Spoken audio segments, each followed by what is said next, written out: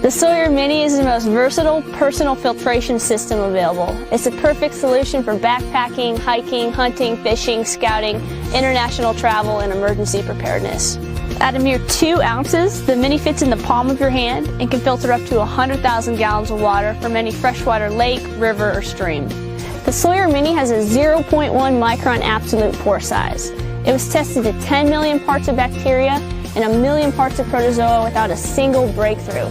This is the highest level filters can be tested to, so we're confident these are the highest rates of filtration available.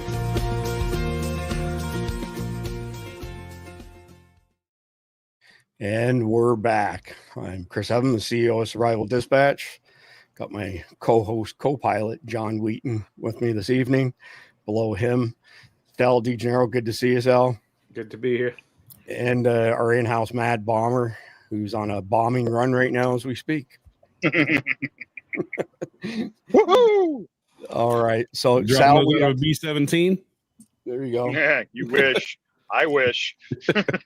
Since the last time you were on, Sal, we changed things up a little bit. We moved all the boilerplate to the end, so we just jump right into it.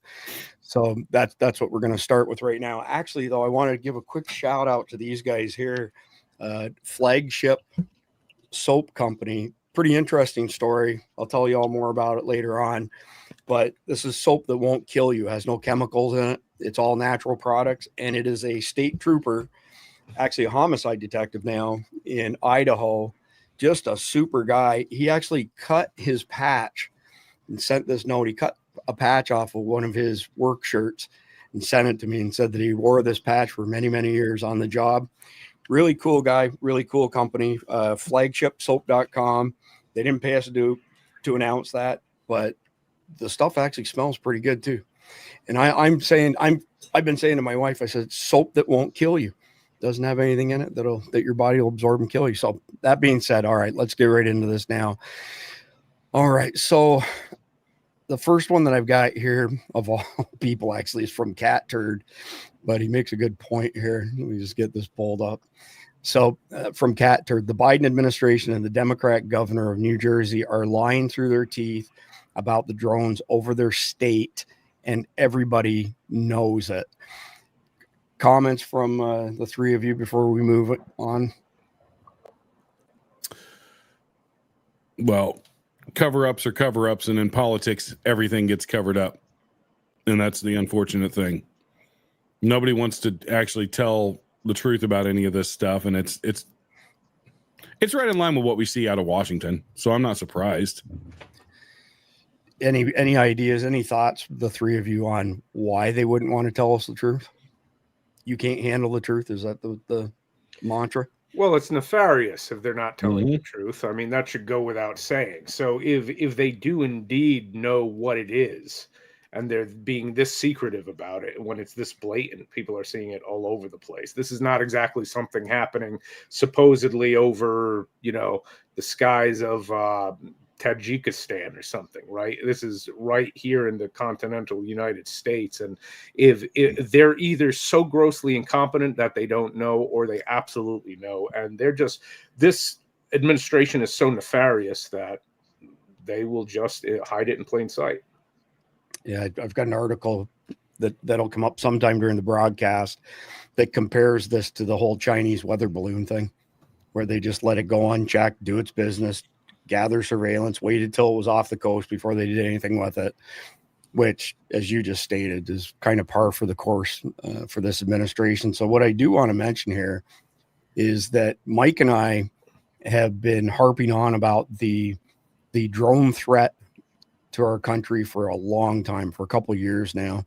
And this is one of the videos that we did on it. We had some open source intel saying that there were some terrorist plans to use basically aerosolized fentanyl. So, and there's 1,400 different analogs of fentanyl. We have signatures on about 200 of them, and many of them are more powerful than the base is. So the Russian theater hostage situation, 2003, the Chechens took almost 1,000 hostages, and the FSB, without telling anybody, pumped carfentanil and remifentanil, which are 50 times more powerful than the base analog of fentanyl, through the HVAC system killed hundreds of people, didn't tell the first responders who could have saved those people with Narcan. But suffice it to say, this topic in particular, Mike and I have been on it for a couple of years. The first one that we did, Mike, you'll recall that we were derided as doomsday preppers, and we were full of shit. We didn't know what we were talking about. And lo and behold, we just talked about this last night. I don't know if Sal and John are aware of this, but when Mike and I did the first video on this, everybody's, cutting us up. And that was on a Monday or Tuesday. On the Thursday, a drone flew into the Cleveland Browns football stadium, a big DJI drone, like a $20,000 drone. And everybody just sat there like this and looked at it. And then 3 days after that, an RFP went up on sam.gov asking for people to submit proposals for EMP-based anti-drone guns that could take out the circuit boards, but still leave enough that they could gather some intel from it. So suffice it to say, a little bit of vindication. Our content has aged pretty well on that front there. So, Mike, tell our audience what happened in 2019 with the drone swarm software, which allows an operator to control up to 5,000 drones. Tell our audience what happened in Saudi Arabia. So that event, the Iranian military, we were pretty sure that it was the IRGC Quds Force. They ran a swarm of small attack drones. I want to say they were the early Shahed 130s. But they got a very crude form of swarm tech that has gone generations since then. So essentially what they do is they essentially give each and every one of these a brain, but they're all part of the same brain. So they're all speaking to each other essentially in a mesh network situation. And one person controls the whole bunch because it once you get them all talking to each other, now it's essentially just an organism. And you tell them, hey, I want you to go here. They all already have their own targets once they get across the Strait of Hormuz. And wasn't it like 300 drones, something like that, Chris? I can't remember. I don't have my notes in front of me. I don't think it was quite that many, but it was 20 minutes. They nuked the Saudi Arabians' biggest oil production facility. Yeah, they hit one of the oil fields as well as the supporting refinery, which is also one of the largest refineries in the world. And there was nothing that anybody could do about it because they all came across the Strait of Hormuz. Came across that portion of the Persian Gulf as a group, swarmed into the area, and then as soon as they got to a release point, they all broke apart and went to all their individual targets that were pre-programmed into those systems. And it was ugly. And that IRGC boat was back across the Persian Gulf in minutes.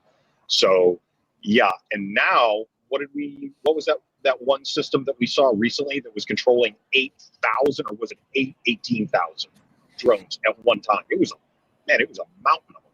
The ones that the Chinese have right now.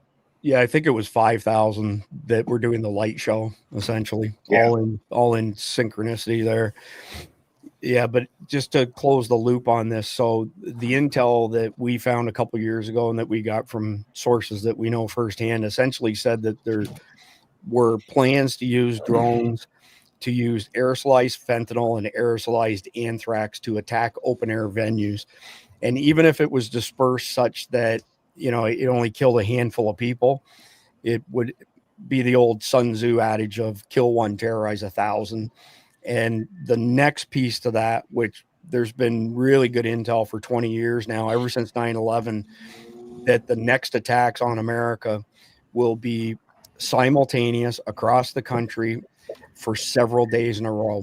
So imagine that you had a bunch of attacks today, and a lot of them were in counties with small populations where they can't respond to all of these attacks. And then it happens again the next day. And then it happens again the next day. Nobody's going to work. Nobody's sending their kids to school. Everybody is paralyzed in fear. And then the follow-up to that is that's when it's time that they'll attack the grid and our data networks. But they don't want to do it initially, from what we've been told, because they'll want the word to get out. Look at what we've done.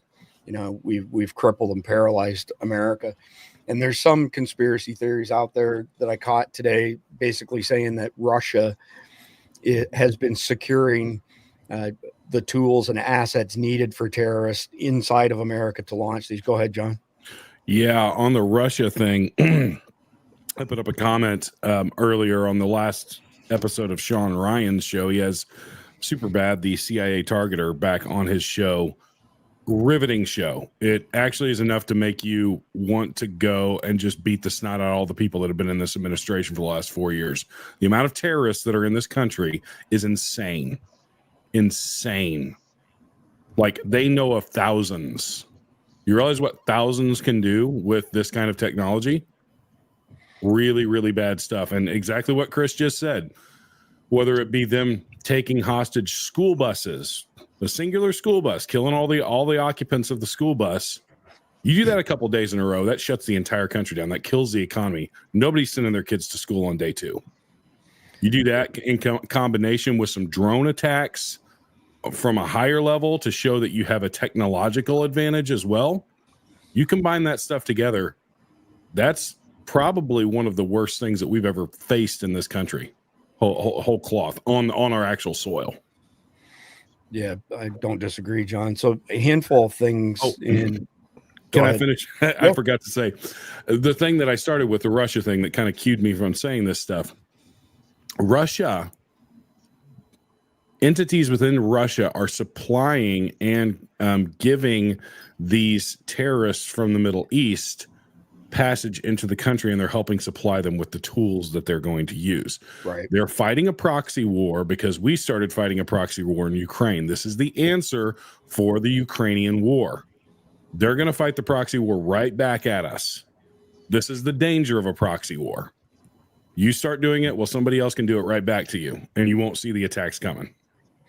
Yeah, no kidding. I got a handful of points that haven't seen anybody else really discuss in depth in any of the videos and content that we've watched, but we've mentioned some of these things previously, but they're worth mentioning again. The most advanced drones out there are completely autonomous, and they do not need radio comms back to home base.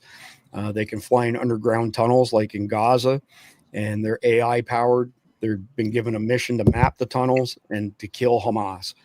And one popped up out of the ground a few months ago, one of these AI-powered autonomous drones, and thought a van full of UN observers was the enemy, and it smoked all of them. So you can block the RF all you want. It's not going to stop them.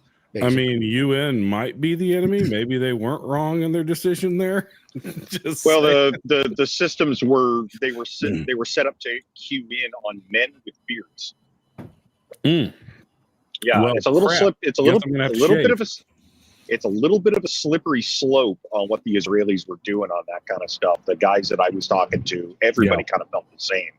It was like, guys, you're being real tight on this one. I don't know if that's a great idea. They went with it. Yeah.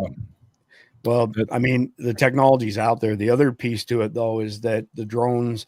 There are drones that don't need any RF that are still operator controlled because they're tethered by a thin fiber optics line that's upwards of 10 kilometers long, which would be like 6.2 miles.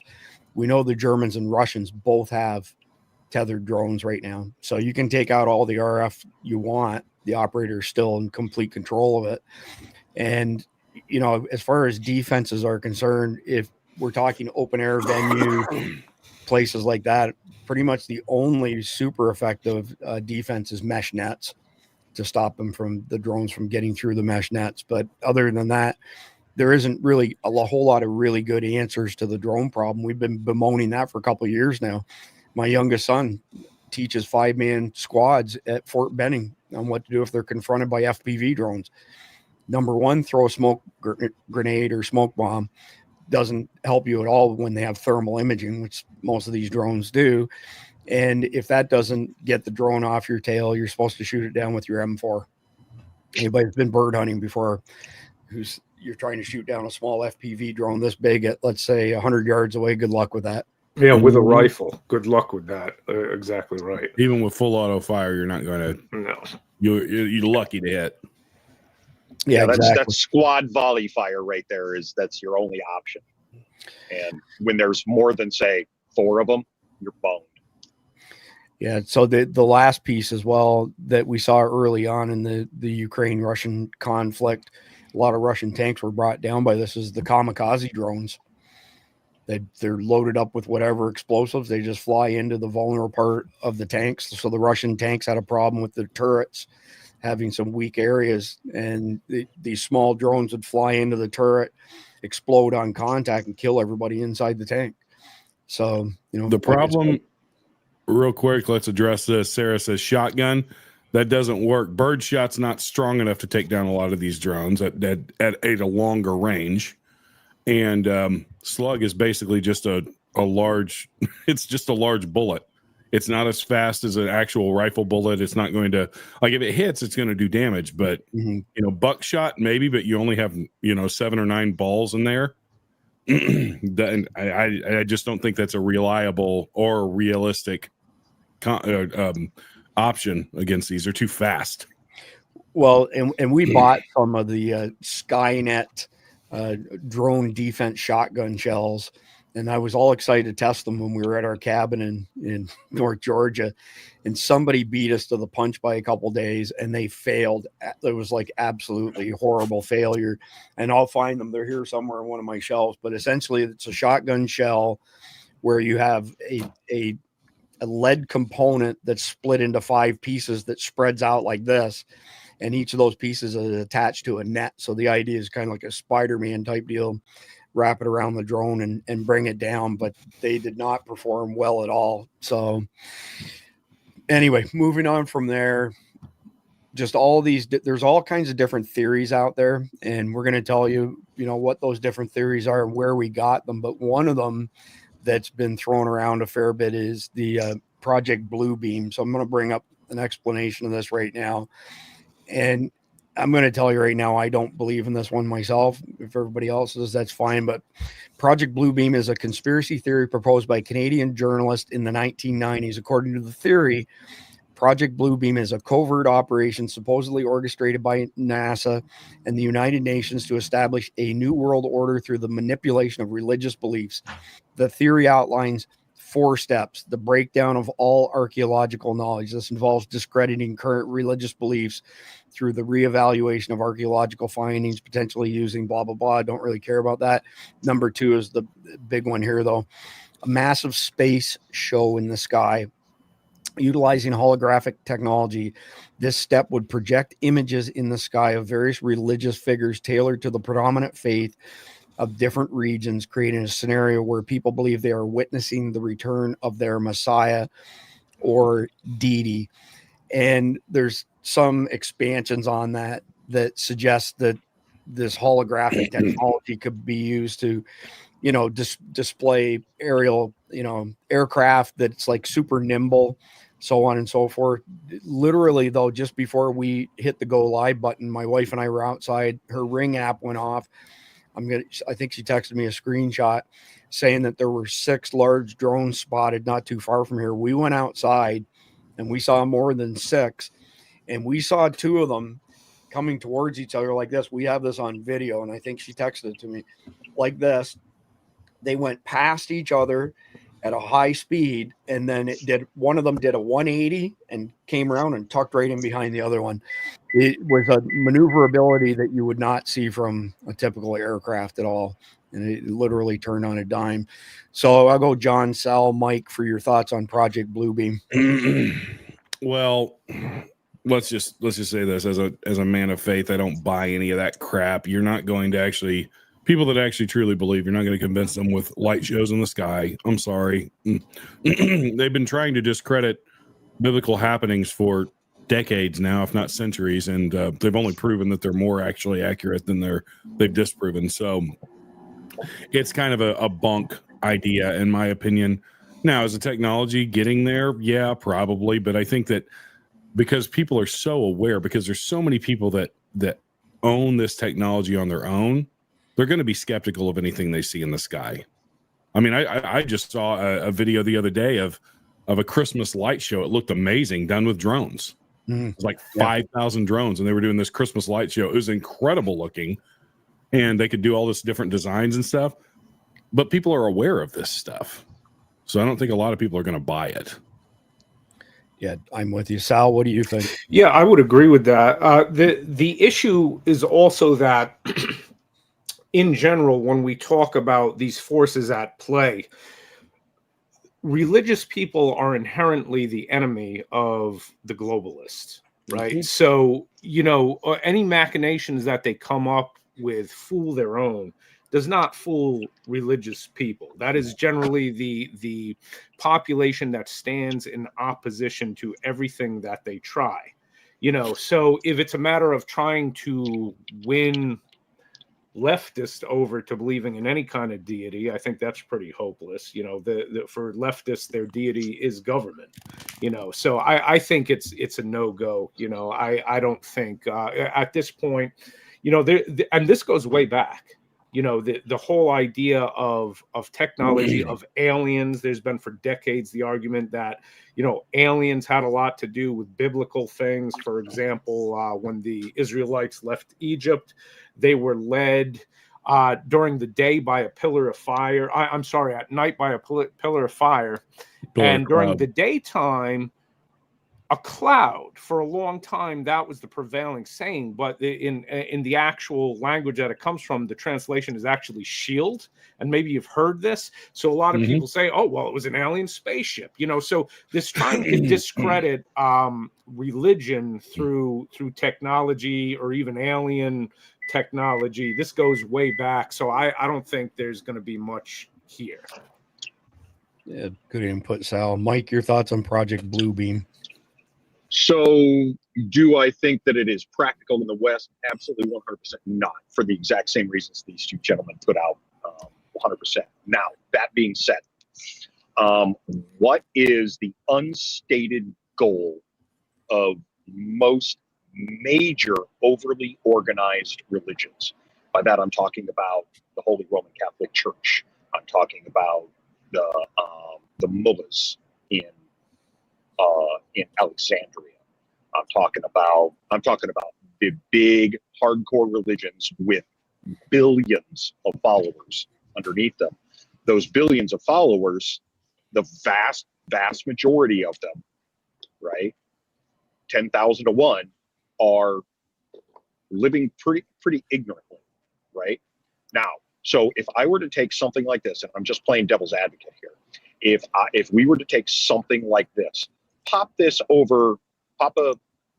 big light show over, say, Kandahar or Sana'a or Mogadishu or any of the Central African republics, Northern Chad, something like that. What kind of an effect are you going to get on the locals, right? Especially if you're pandering directly to their specific religion. Look at the mess that you could make. And it doesn't have to be, it doesn't have to be for their religion. It could be in, being used by their religious leaders in order to spur their followers on to do what they want them to do. Perhaps, the face of Muhammad pops down and calls for worldwide jihad. Right. The last time something like that happened, we have this nice guy named Saladin running things. Right. And everybody listened to him. So yeah.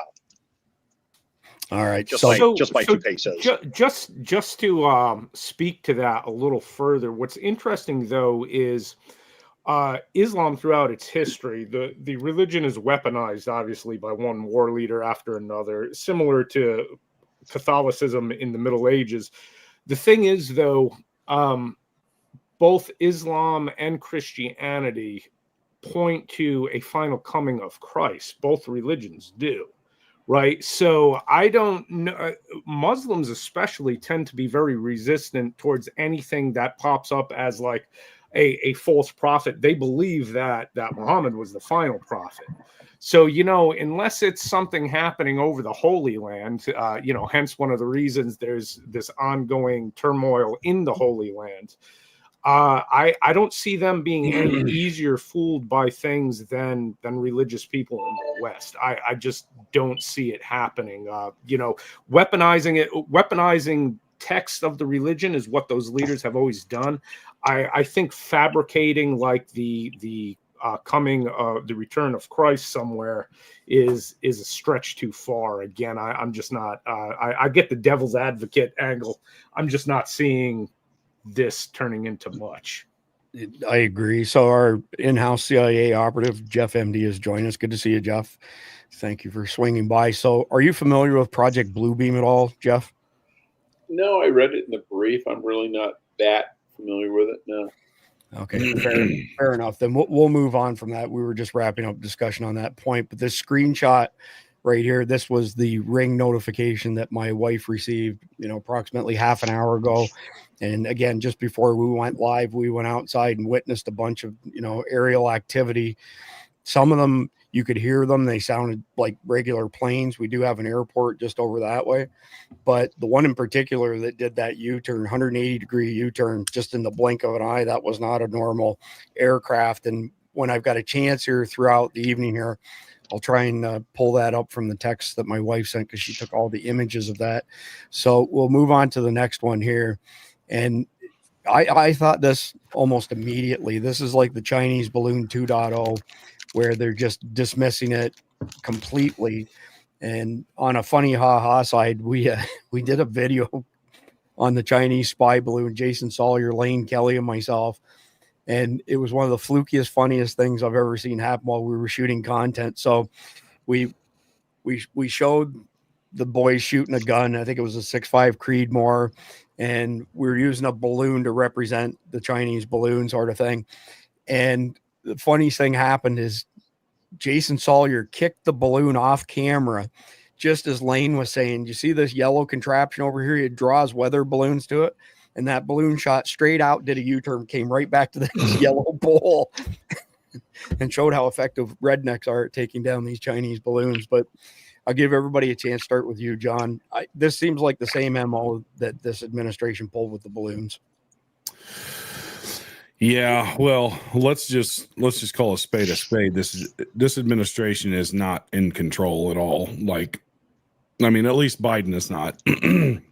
All he's doing is writing and signing pardons and on all this other crap right now. So they're not, but just ignoring these things, not showing these things or dismissing them.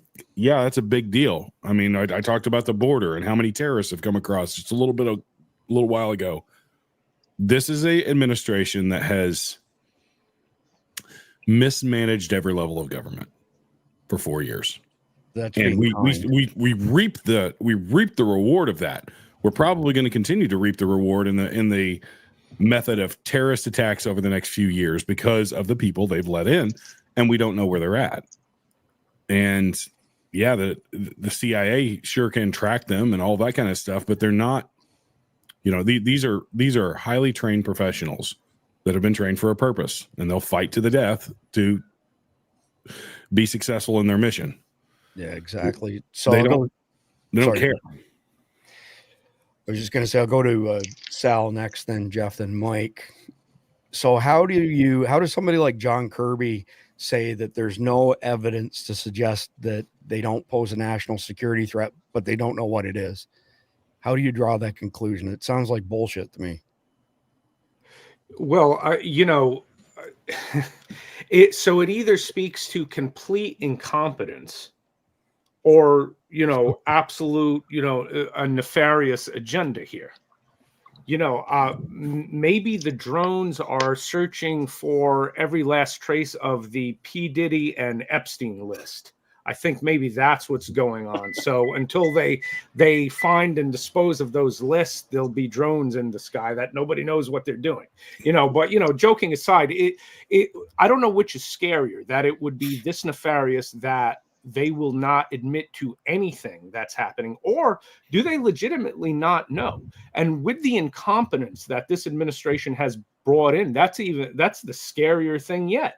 Is it possible that they are so incompetent that they simply don't know when your priority is, building out the whole federal staff with minorities and transgender people, etc. And again, if a transgender person is the best, whatever, intelligence analyst for the job, fine. But we know that's not what it's about, right? So all of a sudden we're looking to fill quotas, DEI crap when it comes to our military.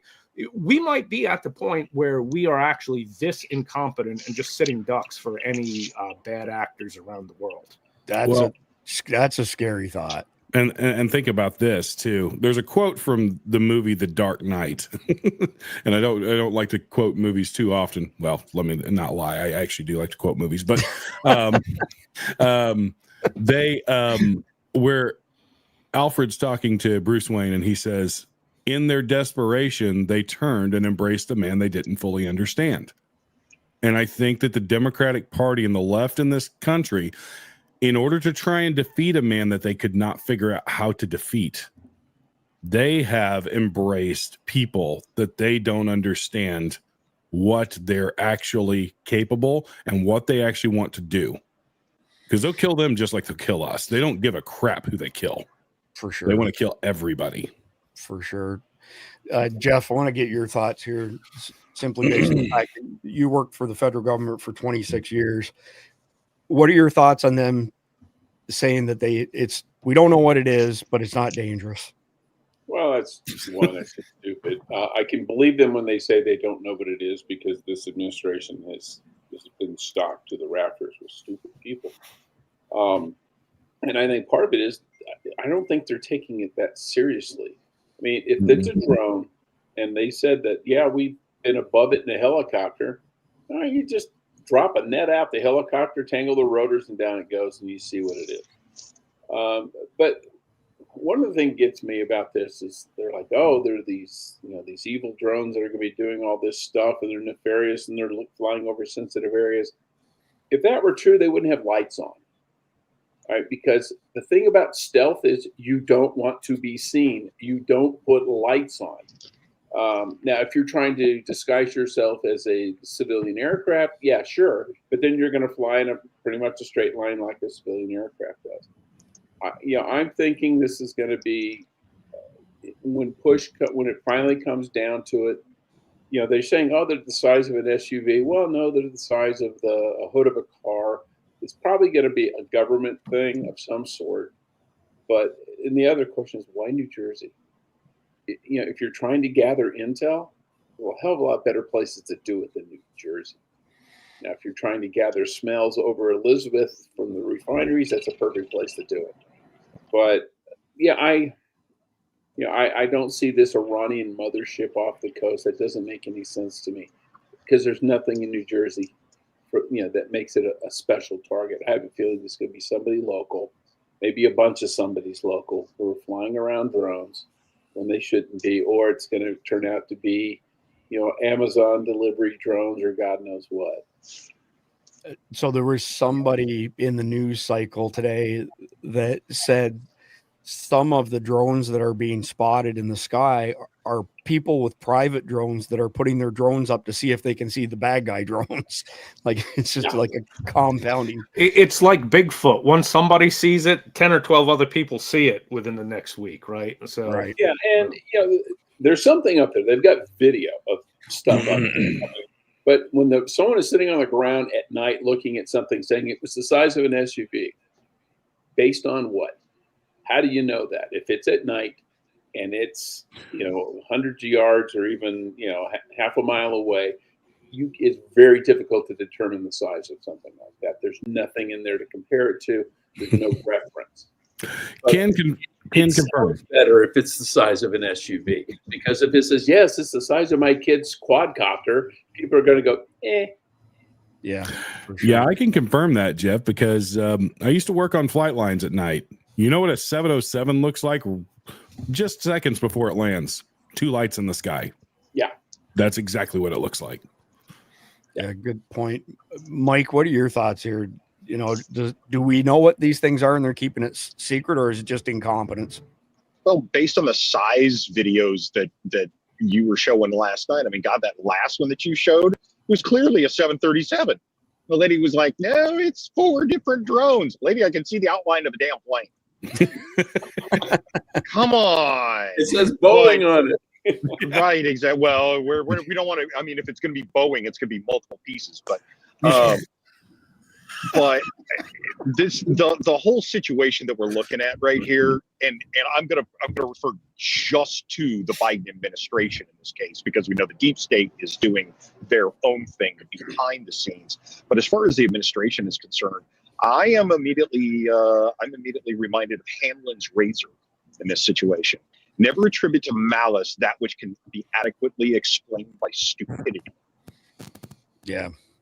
The administration hasn't got a clue what planet they're on, much less what's happening around them. And John was right. These people have wrapped their arm around help from an outside source and said, "Oh, well, we both hate the same guy, so we're gonna work together on this." Yeah, no, they're roping you in. They'll kill all of us. Thank you very much. Mm-hmm.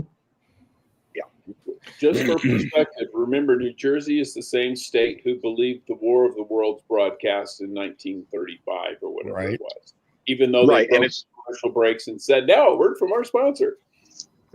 Now in New Jersey, targeting wise, huge amounts of petrochemical refining goes on in that state. So there's a lot of industrial targets in that state.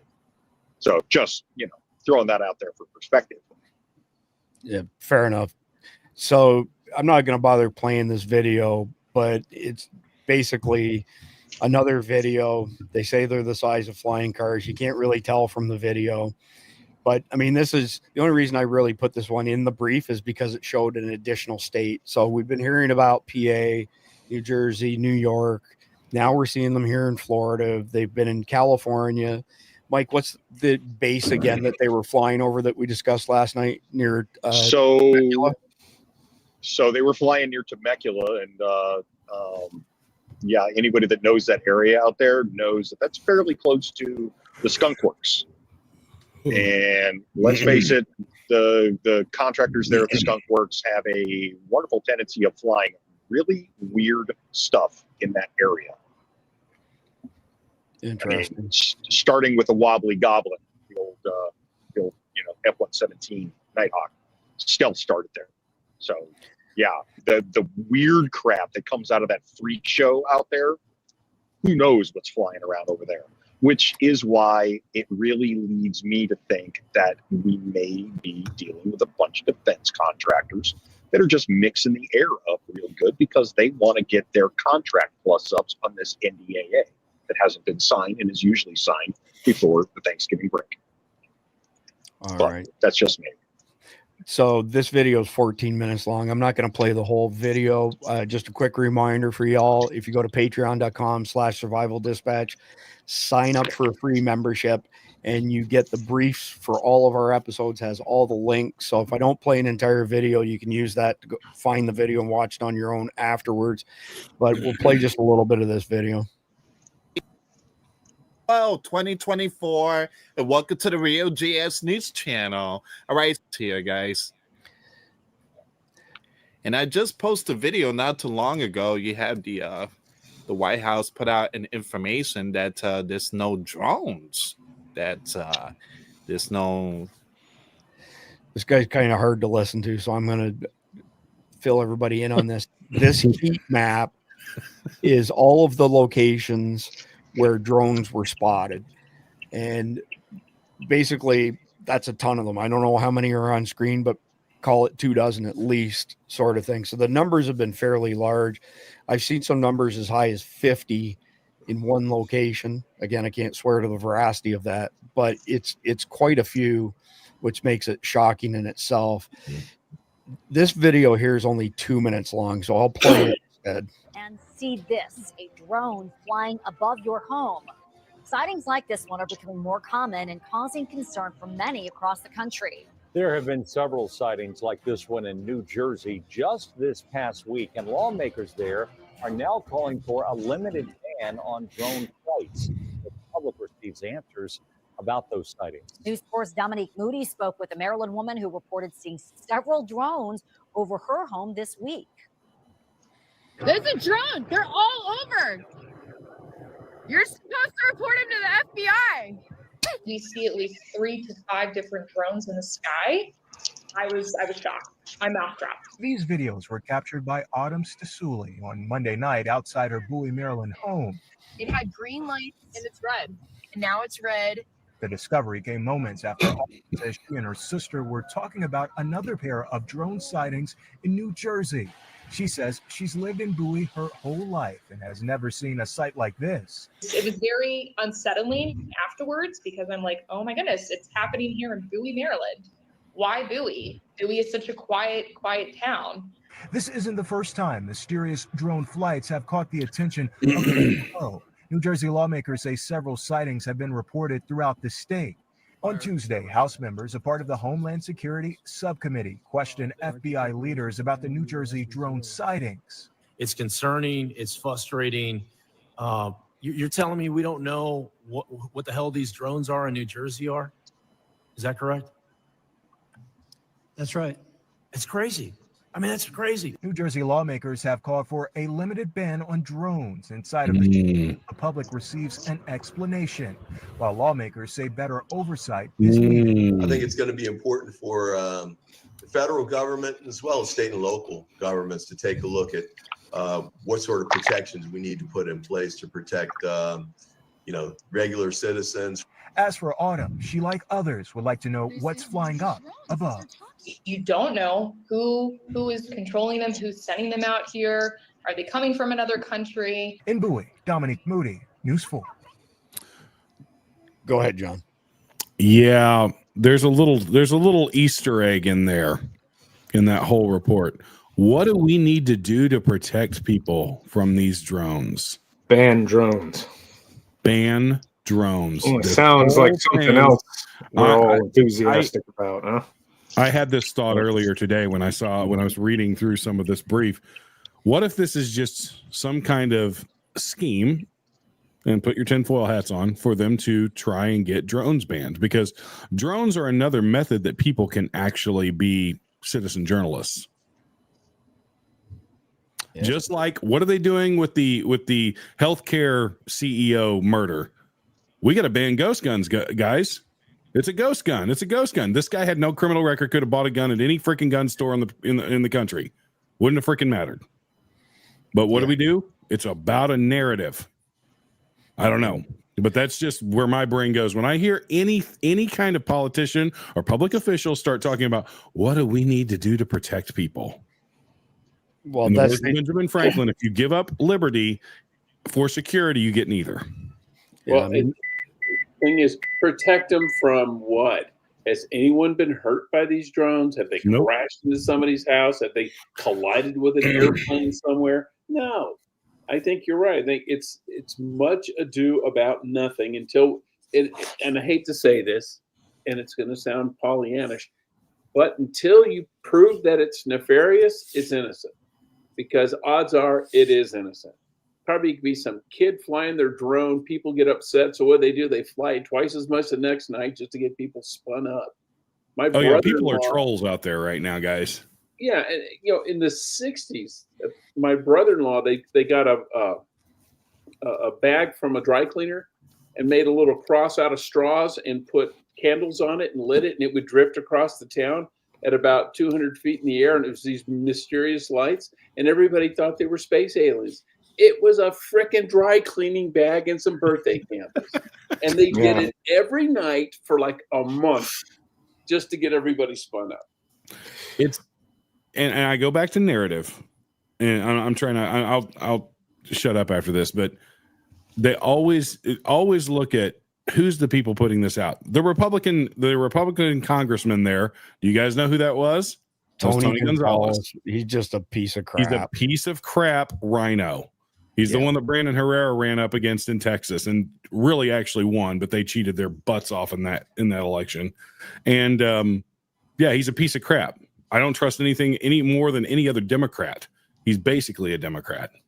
He's an actor. It's political theater. So Sal and then Jeff, I want to hear both perspectives on this. Why have none of these been shot down?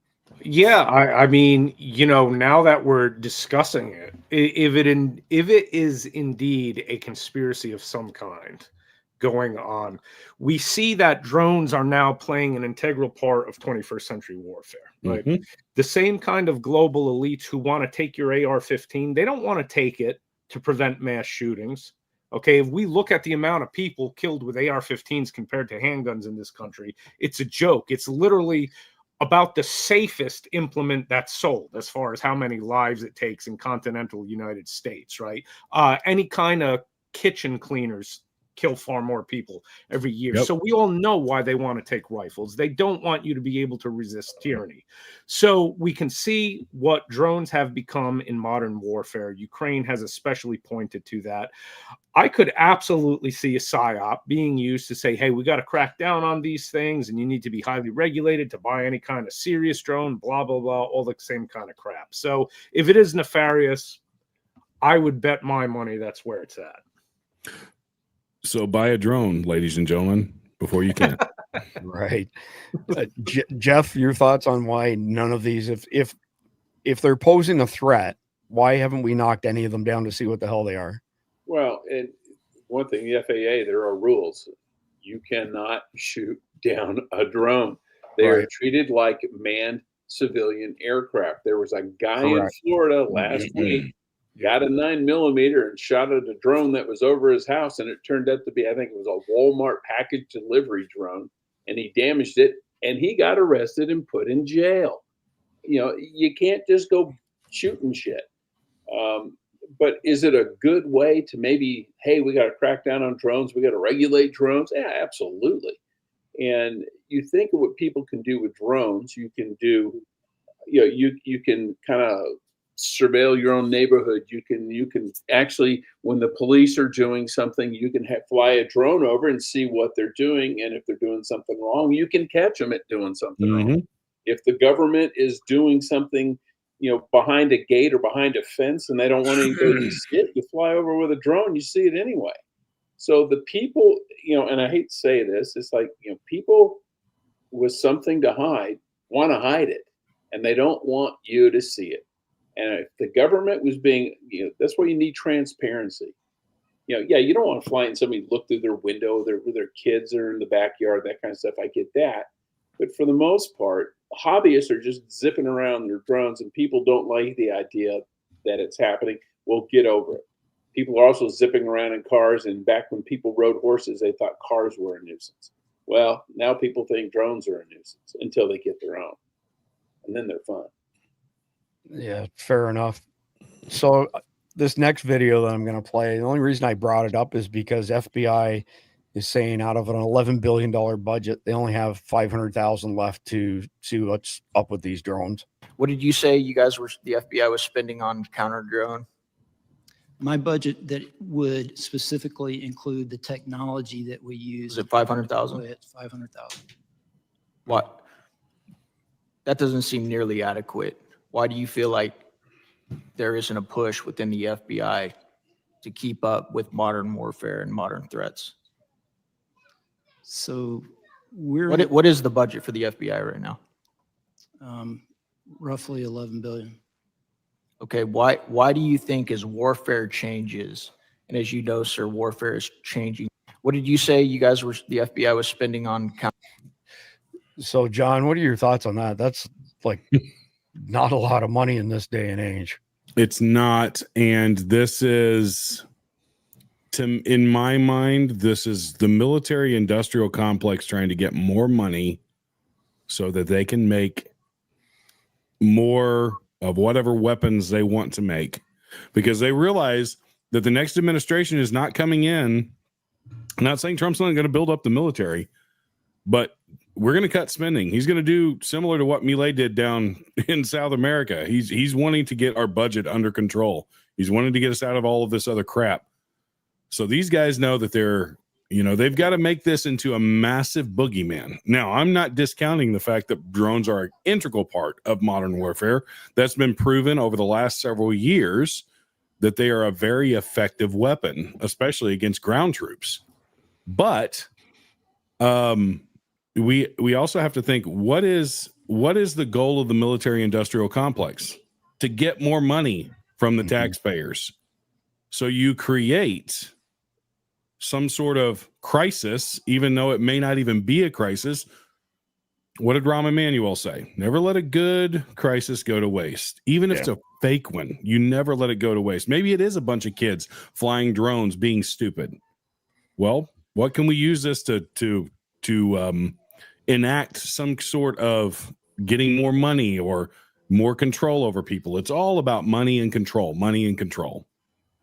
It seems to be. Let's play this video from Gunter. Look at this motherfucker. Look at him spraying. Look at that.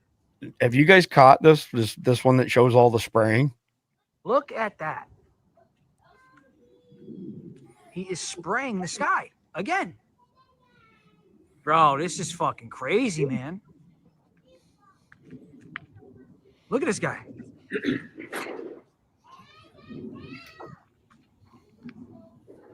They're spraying the skies. Mike Sterling, thoughts on that? Dude, do you understand what a sprayer means?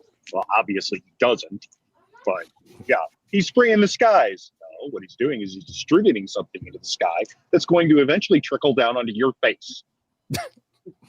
Right. Yeah. God. Yeah, these people. Why do you make me talk about these people?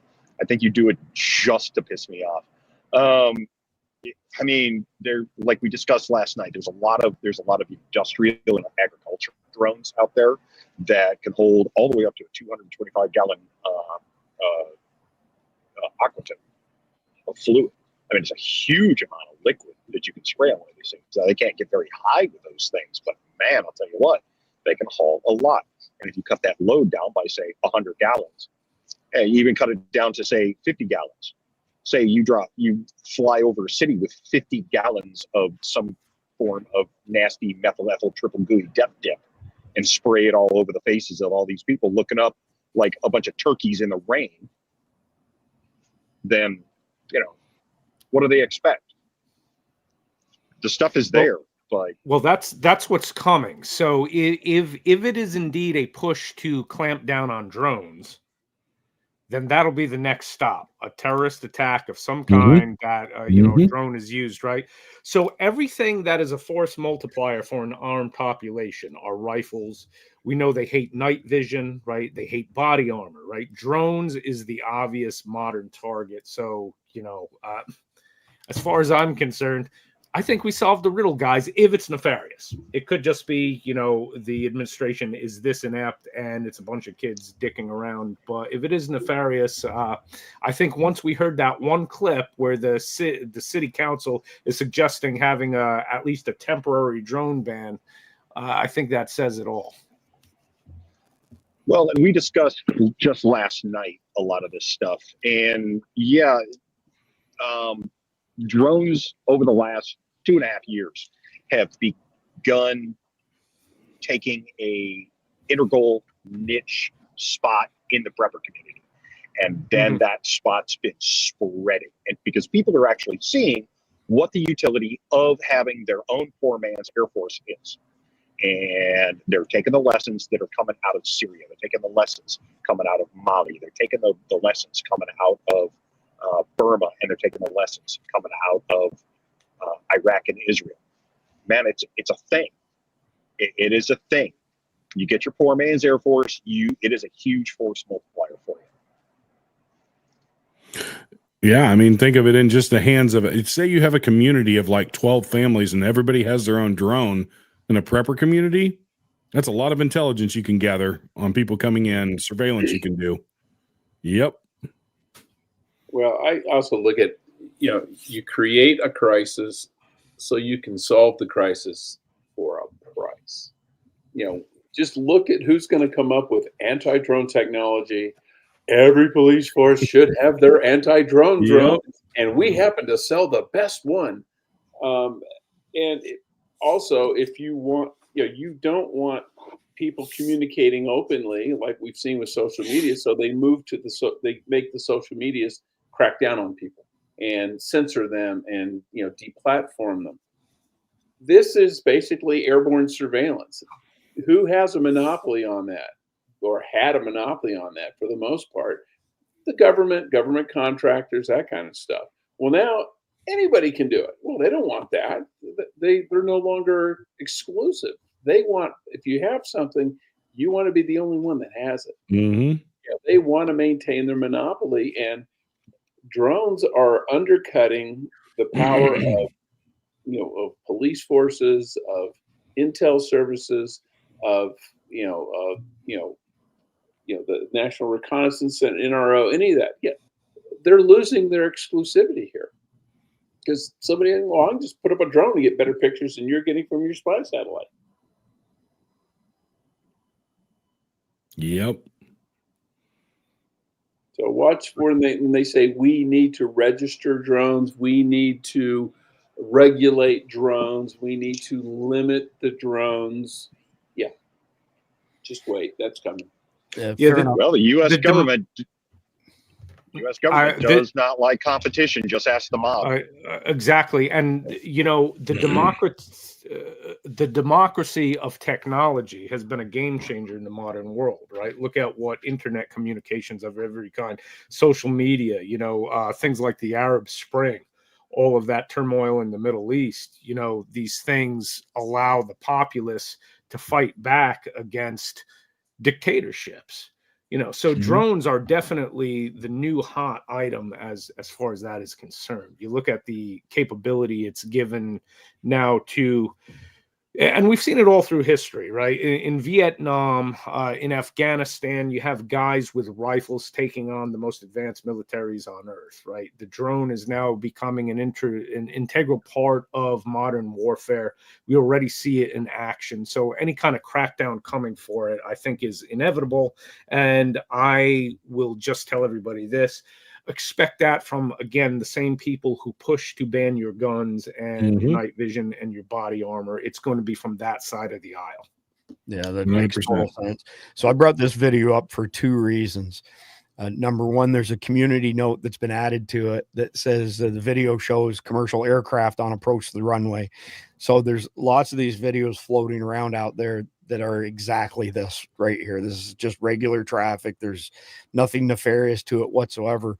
But the other reason I brought this up is we were at Volusia Top Gun a couple years ago, which is very close to the Daytona International Airport. Essentially, Volusia Top Gun's on the west side of I-95.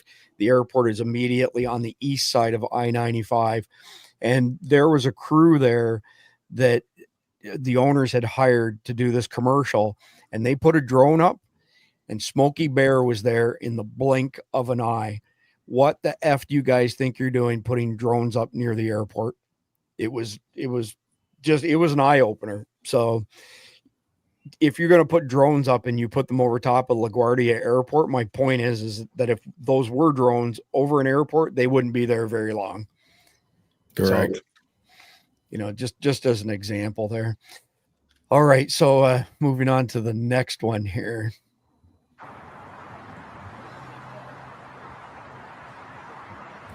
All right, actually, that's a duplicate one. We'll move on to the next one here instead. Jeff, I brought this one up just for you. Russian fiber optics drone carefully aims at the position of the driver in the speeding Bradley. The drone does not lose signal while lowering altitude and can't be jammed, so it can carefully choose its place of impact. And we mentioned these tethered drones earlier just before you came on. I'm going to play this, and then you can speak to the lethality of these.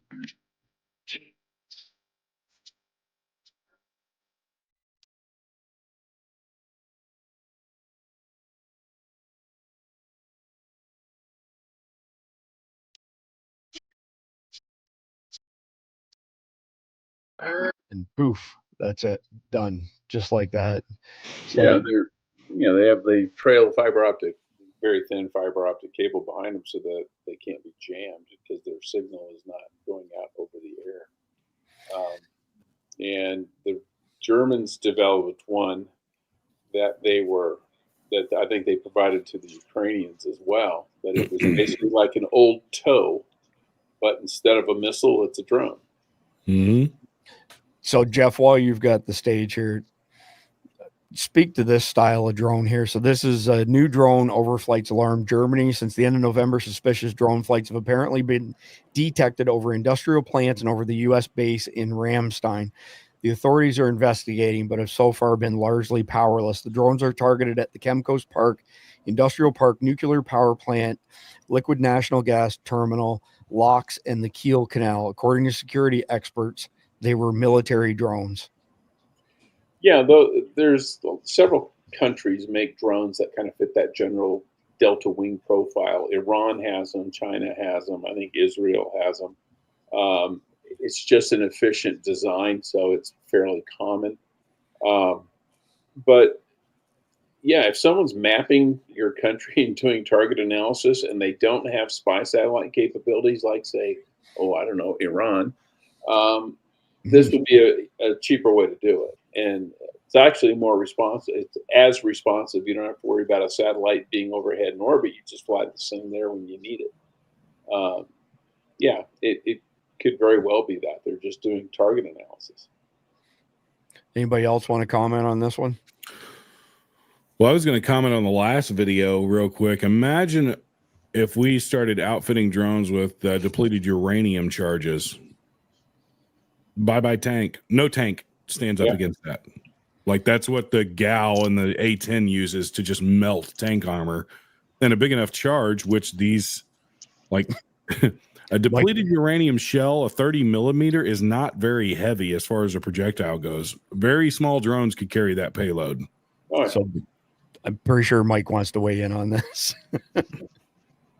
Yeah, the Russians really tried on that.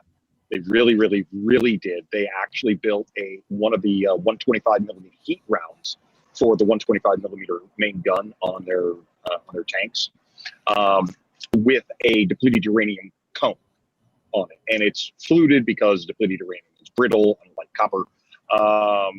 So that it would work. They kind of use a German design, but the problem is it just doesn't work. You've got to have depleted uranium is great for penetrative capability, right? The problem with it is you've got to have the velocity behind it to make it work. Yeah, and there's no way you're going to be able to attain the velocities that you need to make this work. Like I said, the Russians tried it with shape charge technology. It just does not work. It just doesn't.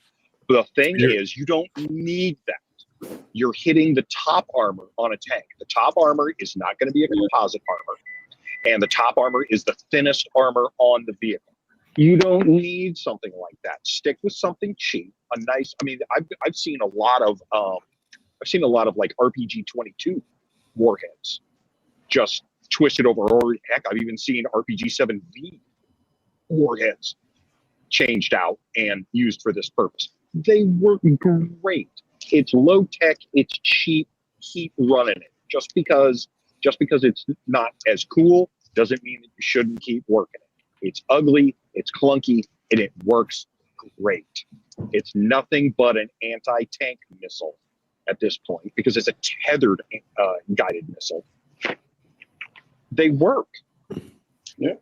All right, appreciate that. So moving on to the next one here. This is from Oregon, and the only reason I put it in here, there's some talk amongst the air traffic controllers, but also just to show that whether these are nefarious drones or not, whether it's, the government trying to do like a false flag to set it up to ban drones or not, it's happening across the country is really the reason I brought this up. So I'll play this quickly. Is there any military activity out straight ahead of us?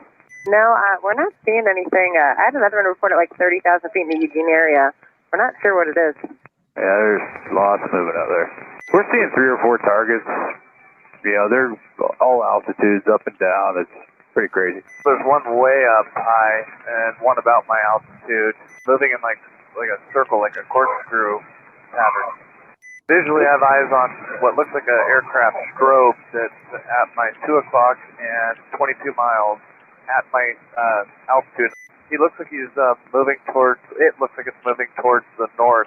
Just had another one show up about my 1 o'clock, about 1,000 feet high, zipping towards us and then back out towards the ocean. It's red in color, moving at Extreme speed.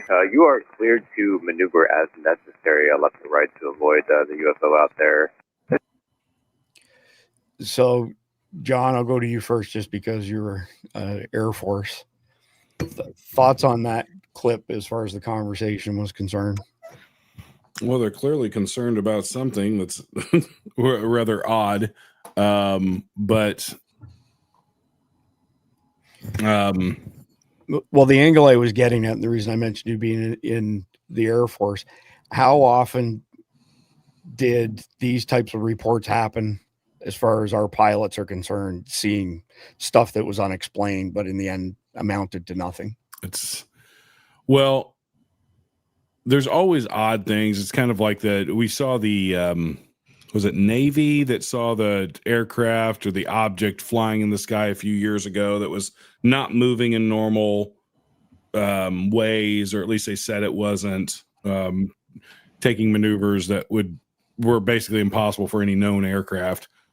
Myself and my service, I had a friend that was actually a air traffic controller on the base that I was at. I never heard of anything myself, and a lot of scuttlebutt never really got to us about this kind of stuff. I would say it's pretty rare to see really strange stuff that gets people kind of questioning, what the heck is this? Yeah, I was just curious. So our good friend Jeff Nicholas, who was a 160 Night Stalker Black Hawk pilot, he was in Mogadishu, et cetera, et cetera. He had 6 separate incidents while he was flying a Black Hawk, an M860, and one of them almost killed him. So he was flying over Dallas Fort Worth Airport, and something came out of nowhere. And when he went to evade it, his evasive measures, he actually ended up clipping a tower, and thankfully was able to set it down safely. But the crazy thing is that in each one of those instances that Jeff Nicholas was involved in over his 20-year career, he said at the very least there were 3 other pilots. In many instances, there were more than 3 pilots who reported seeing the exact same thing that he did that was completely unexplained. And like you just said, maneuvering unlike any known aircraft can maneuver. So, well, and you also have to think about this, and I'm not saying aliens, I'm not saying any of that kind of stuff, but when the F-117 that I don't remember if it was Mike that mentioned that earlier, basically the box of plywood that had wings on it, because if you actually look at how that thing was built, it was basically a wooden plane that couldn't fly without massive propulsion systems. Worked for Howard Hughes. Huh?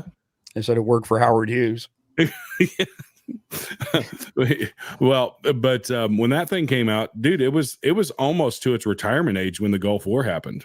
It had been out in the Air Force at that time. It just been under wraps for so long. Nobody knew about it.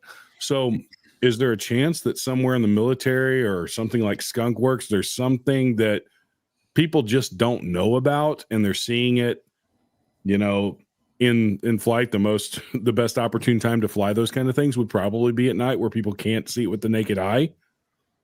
Yeah. I mean, That's a possibility. And would they be flying around military bases? Probably. One thing I will say about that, there's a lot more danger in those kind of situations to a chopper than there is to fixed wing. Mm-hmm. Choppers can get in places where fixed wings cannot, and getting out of those things, if you can't see around you, is it's a death sentence in a lot of ways. Yeah. Well said. So I've got up a joint Department of Homeland Security FBI statement on the reports of drones in New Jersey. It's probably too small to read if people are watching this on their phone, be a bit of an eye test. So I'll just go through it quickly and I'll give all y'all a chance to comment on it. We have no evidence at this time that the reported drone sightings pose a national security or public safety threat or have a foreign nexus. The FBI, DHS, and our federal partners, in close coordination with the New Jersey State Police, continue to deploy personnel and technology to investigate the situation and confirm whether the reported drone flights are actually drones or are instead manned aircraft or otherwise inaccurate settings. So we've kind of beat this particular topic to death, I feel like, already. But does anybody want to comment on Jeff? Go ahead. Just one quick thing. Okay. The SR-71 was flying for 20 years, 25 years before it even acknowledged it existed. Yep. The A-12 Oxcart before that. They flew at night. That plane could do things that no other plane could do. And it was flying for 25 frickin' years before people even knew it existed. How many UFOs were because of an SR-71 zinging by at Mach 4? All because, and do you really think if someone called to complain about it, that the Air Force would tell Homeland Security or your local PD, oh, it's just us, we're flying a super secret spy plane over your head that nobody can see? No, they would just ignore it and go away and let the people think it was a little green men. They're never going to acknowledge it. They don't acknowledge it. Oh no, must be aliens. Yeah, yeah, exactly. But yeah, the thing is, okay, SR-71's been retired now for what, a couple of decades? When is the last time the military got rid of something when they didn't have something in line to replace it? Yep, good point. Good point. Answer's never. Yep. So I've got a couple pieces of information from a couple people who wanted to remain anonymous. I'm just going to quickly read through them and then give you all a chance to comment on them. First one's fairly short. So I spoke to a military contractor earlier today who's been involved in Ukraine and served prior to that. And their technology is pretty kick-ass for what they do. But this individual said to me, nobody's discussing the 30,000 spec ops trained Chinese soldiers that are in the country. We've mentioned this many times, where you don't just decide one day in China that you're going to leave the country. The CCP not only controls people coming into their country, but leaving their country as well. And I've also read some reports that indicate it's a whole lot more than 30,000 spec ops guys here. And most of them, from what we've been told, is that they've planted themselves in close proximity to important infrastructure on our side. So here's what this particular individual said to me. This could very well be a trial run by them, to probe, find vulnerabilities, and plan for a widespread chemical or biological attack on us. I mentioned it to Mike, and he had some comments on that to the contrary, but I'll go to Mike first, and then I'll give the rest of you a chance to comment on it. You're on mute, Mike. Okay, I missed most of that, just because I got terrible service in this area. What were we discussing? So this was the intel from a military contractor, said nobody's discussing the 30,000 Chinese spec ops guys here, and this could be a trial run by them to probe, find vulnerabilities, plan for a widespread chemical or biological attack. Right, and we discussed that last night. And directly to Jeff's point, if you're going to be doing this on this kind of a situation, one, why bring attention to yourself? Especially in a widespread operation like this, do it one or two at a time. Don't do widespread drawing attention to yourself. And why would they run running lights if they're doing something undercover? None of that comes together for me. Yep, fair enough. Jeff, you want to comment on it? No, he's absolutely right. If you were really doing that, you would want to keep that on the down low as much as humanly possible. And flying at night with bright lights on is not a way to not draw attention. Fair enough. Sal, then John. Yeah, what these guys are saying, I think, is spot on. That seems sketchy. The thing is, though, again, we come back to having absolutely no trust at all in this administration. This administration there's been bad administrations in our history, but this has got to be the worst one, right? And whatever is happening, if this is, again, if it's nefarious or not, we don't really know. But if it is nefarious, something that worries me is, whatever we want to call them, this globalist cabal that is behind the Biden administration to, usurp this country and commit sedition against this country, which is what this administration has been doing for the past 4 years. I have a bad feeling things might be queuing up to happen as soon as Trump comes into power, because I think if we have a very good 4 years compared to these past 4 years, then we very likely have another 8 years of Republicans in the White House, maybe a J.D. Vance, okay, after Trump. And that is at least 8 years that the global cabal is now behind the 8 ball. Right. So all of these things that we know are true, 30,000 Chinese operatives in the country. Right. The country is filled with, we know there's Hezbollah cells all over the country. Right. We know that there are thousands upon thousands of narco terrorists from Central America all through the country. So if all of a sudden things kick off over the next few months, all right, this puppet master wants to make sure that people think to themselves, oh, you know what, Biden sucked, but at least we didn't have domestic terrorist events going on all across the country. And it's just another way for them to, again, hopefully when Trump's term is done, they can start back to, with their playbook. So it's a lot of evil stuff. And I think it got so out of control over the past year with what happened in the Middle East, et cetera, that people woke up and they voted this whole regime out. But, the average person is not people like our audience who are paying attention all the time, right? The average person goes back to sleep.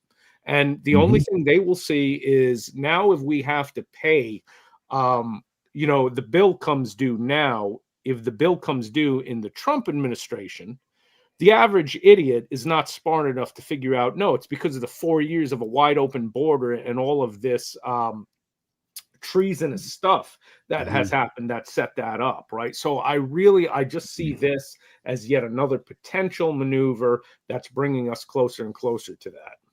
Yep, fair enough. John, you get the last word on this one. Yeah, to kind of piggyback off what Sal said, the tail end there is, Biden is responsible for the inflation being so bad and not getting under control quicker. But the inflation was created during COVID partially with all the government spending that was done. A good chunk of it was. It's not mince words there. Now, I'm not sure I would have made different decisions than Trump if I was given the same advisors he had. But he is absolutely right. What happens in one administration is going to be blamed on that administration. 100%. And I would generally say that I think in some ways they may have known really early on that they couldn't win another election because they shot all their wads in 2020. They really did. They went beyond the pale in 2020. So what's the way to do it? Sabotage the next guy. It's probably going to be Trump again. Sabotage him. Give him 1,000 things to have to fight, 1,000 things to have to fix so that he can't fully enact his agenda and that people are constantly reminded by the Democrats and the media. But I repeat myself that, oh, look at the bad guy that's incompetent and he's Hitler. He's destroying our country, all of this stuff. We know that's coming. And what better way to do it than to have let in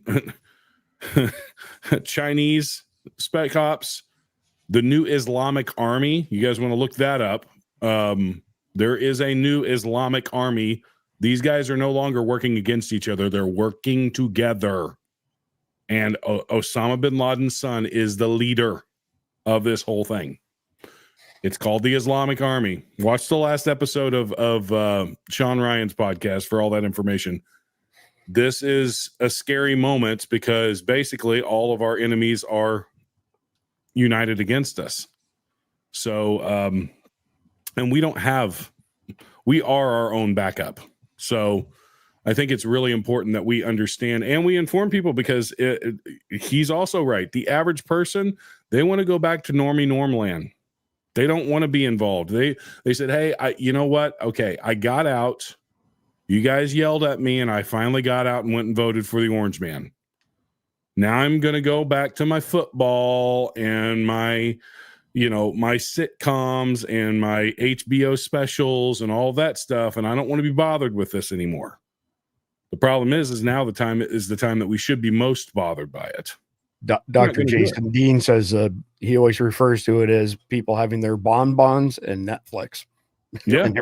and nothing else matters. So they just don't.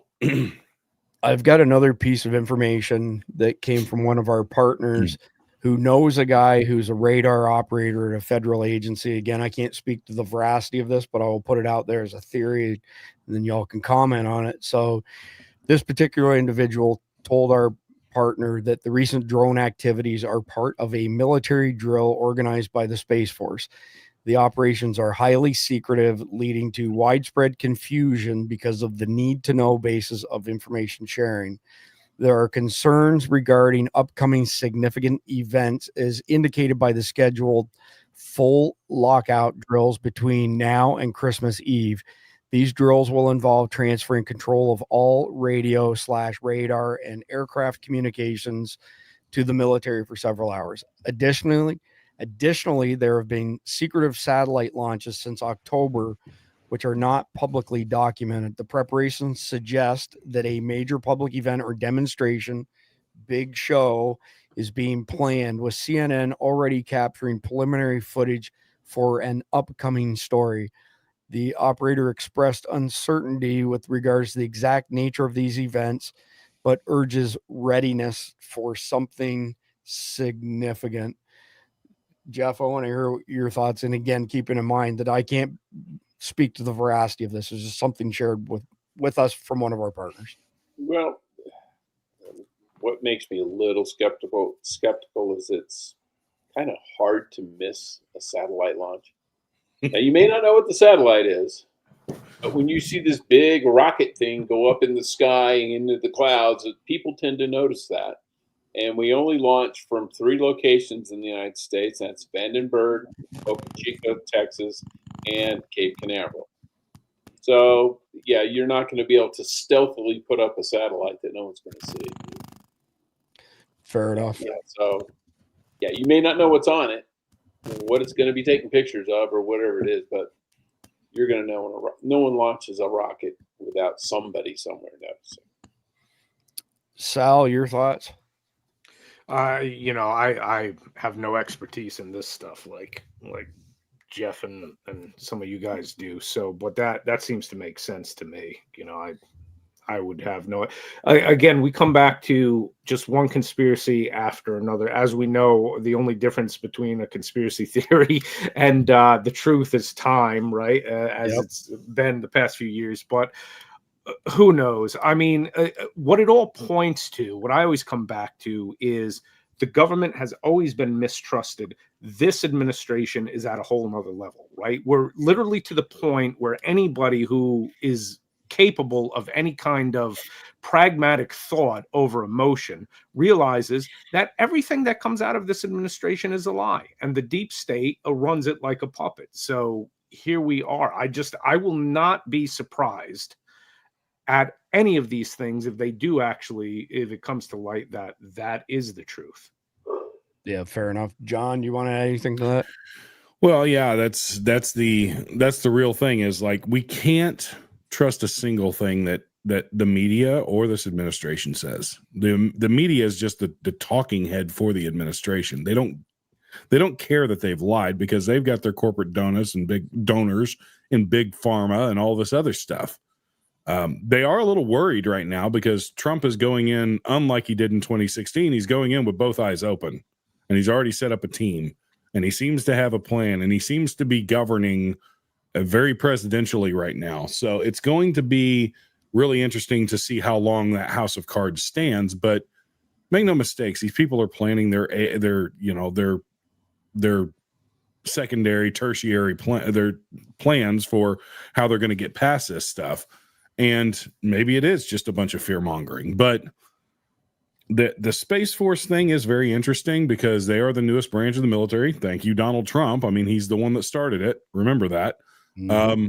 I would imagine everybody always jokes, and Mike can back this up, is, the Air Force, when their special forces go, they would go with the new gun they got 2 weeks ago, and the Marines and the Army go with the guns they got from their granddad because they're just well funded. Like the Air Force is insanely well funded.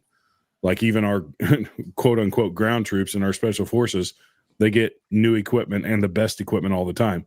I would imagine the Space Force is probably very similar to that. They're probably getting high tech stuff, and they're probably testing this stuff out. So I wouldn't put that past any of this because, you know, what's the first word in Space Force? Space. They've got to test this stuff out, and it probably most of it goes in the air. Fair enough. So we're at the end of chapter 1. I've got a few conclusions. Y'all have hit on some of them.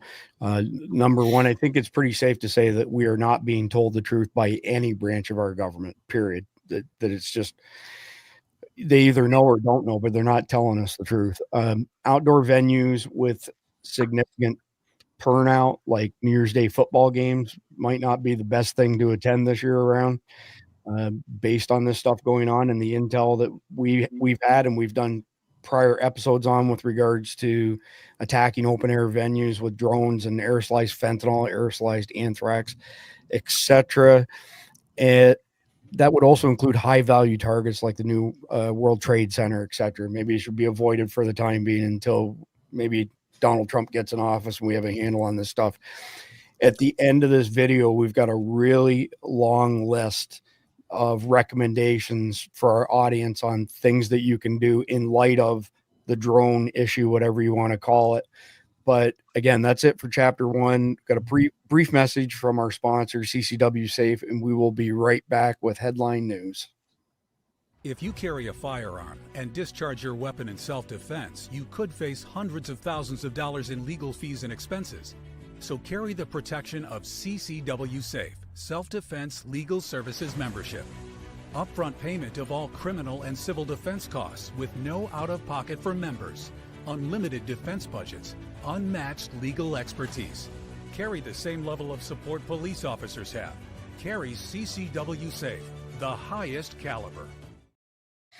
All right, so chapter 2 of all of our episodes, we have a slightly new process now. So instead of rehashing the same article by 3, 4, or 5 people, I will bring up an article or a video, and the first one will go to John, the second one will go to Sal, third one to Jeff, fourth one to Mike, and then we start all over again. And that gets us through in reasonable time. So the first one I have is a video with Tom Holman, and this is for you, John. Well, what are you doing absolutely now? Not waiting until January the 20th. What's happening now? Apart from meeting with Adams and people like that. Right now, I'm taking sanctuary cities to toll. I'm going around sanctuary cities hoping to meet with these people, say, this isn't going to be tolerated anymore.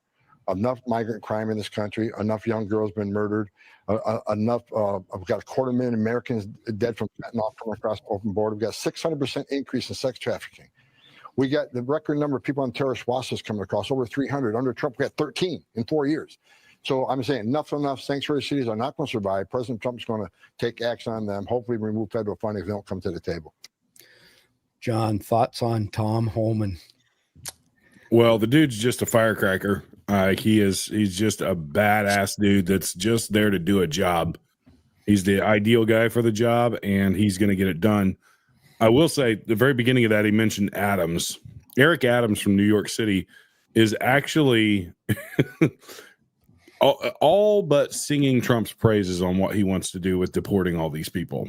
I think New York City's been one of the worst hit of all of the big cities in the country.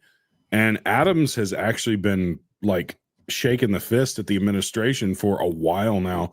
I made a prediction. I said I wouldn't be surprised if he turned Republican by the end of his term, because I think that I don't like Eric Adams. Let me preface it with this, but he did come out of the police force, and there is a certain amount of that embedded into you of like law and order, and the lawlessness is at a level in these big cities that I don't think anybody can comprehend. I think that it's at a ridiculous rate. Yeah, absolutely. So since Trump won the election, Eric Adams has been cozying up to everybody who's close to Donald Trump. He's closed something like 25, 30 migrant shelters, canceling one program after another. He was actually asked at a news conference this week if he would ever entertain the idea of switching parties, and he said yes, absolutely, he would consider doing that. I'm a prophet. Yep. And then the last piece to it is, of course, that the Biden DOJ has launched investigations into him on a whole bunch of things. So now they're turning their lawfare towards him, because he stood up for the right thing. All right, moving on to the next headline news story, chapter 2 here. This one's for you, Sal. So I don't know if you caught this or not, but there was a woman in Florida arrested yesterday because she threatened a copycat crime.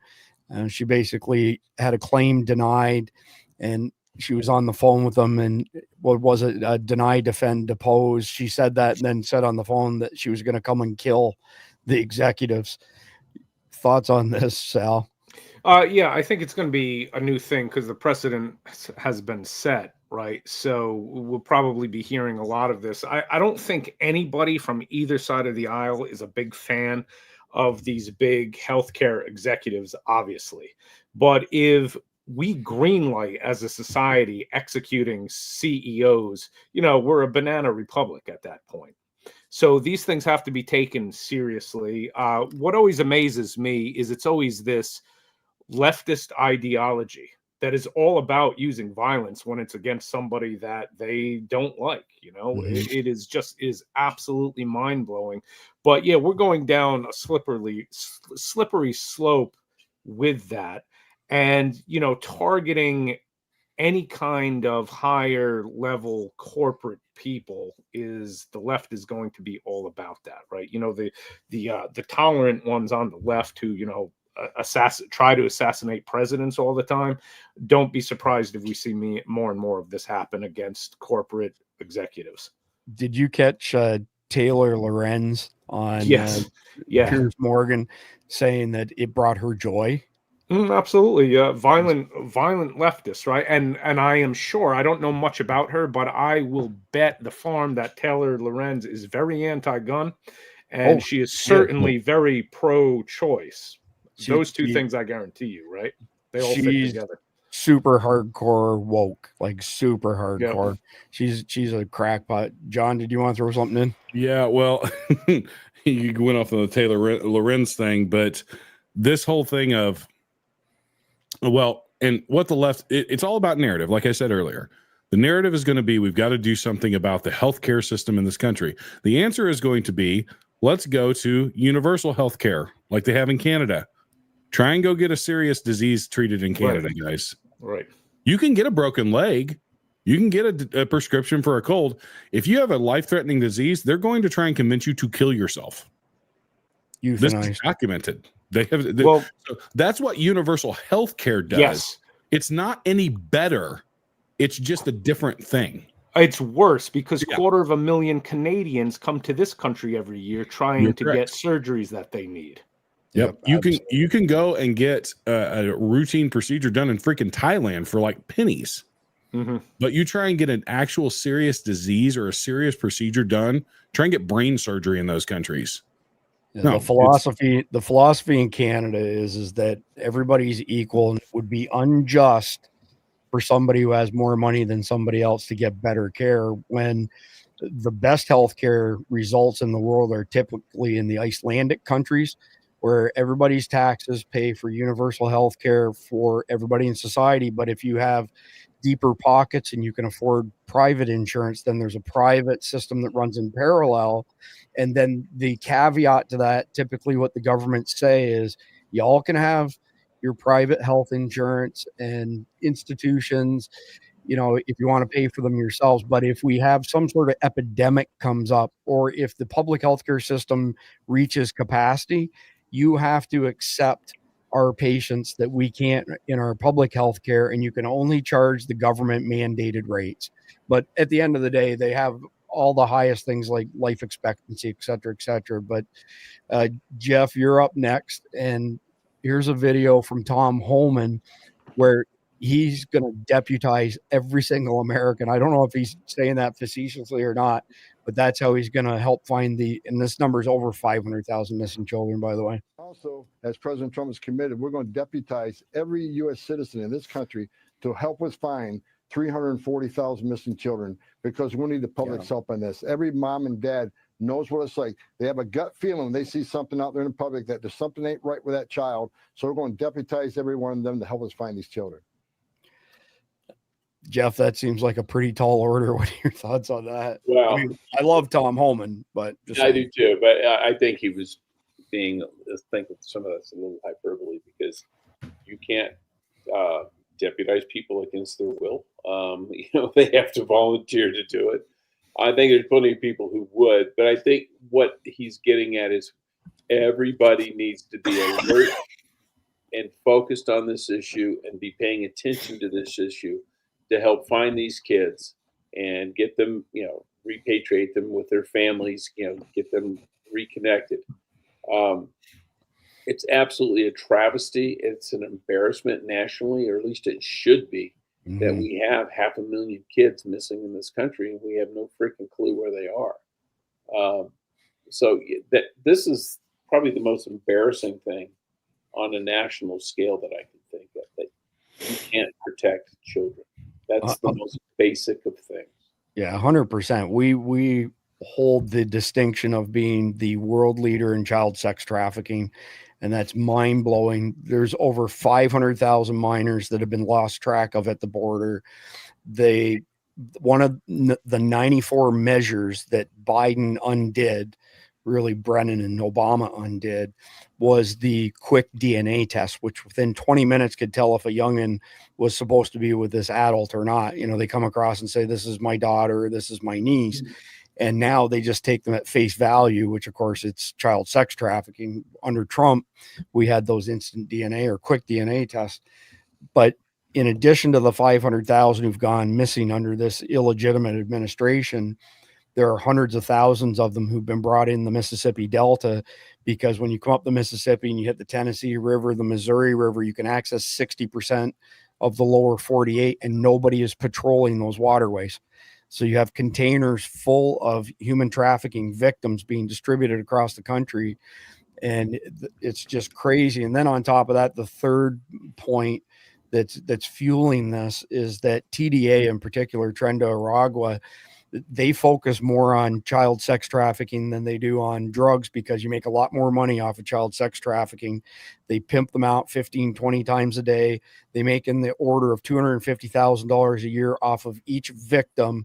And each victim typically has a 3-year service lifespan. And then they either kill themselves or the criminals get rid of them because they're worn out. And they've been snatching youngins and women from parking lots. We got a bunch of warnings from SOs here in Florida that this has been happening, but it's happening across the country. So you got 3 major things happening that are putting women and children into these sex trafficking situations, and it's absolutely abhorrent. So I agree with you. It's a mantle that we don't want. So Mike, next one up is for you. This is Germany in 2024. How did we get here? محمد رسول الله محمد رسول الله لا إله إلا الله لا إله إلا الله والنبي رسول الله والنبي رسول الله. Yeah, that's about all I can take of that. Mike, comments on the self-inflicted destruction of Germany? Yeah, how did we get there? Well, let's see.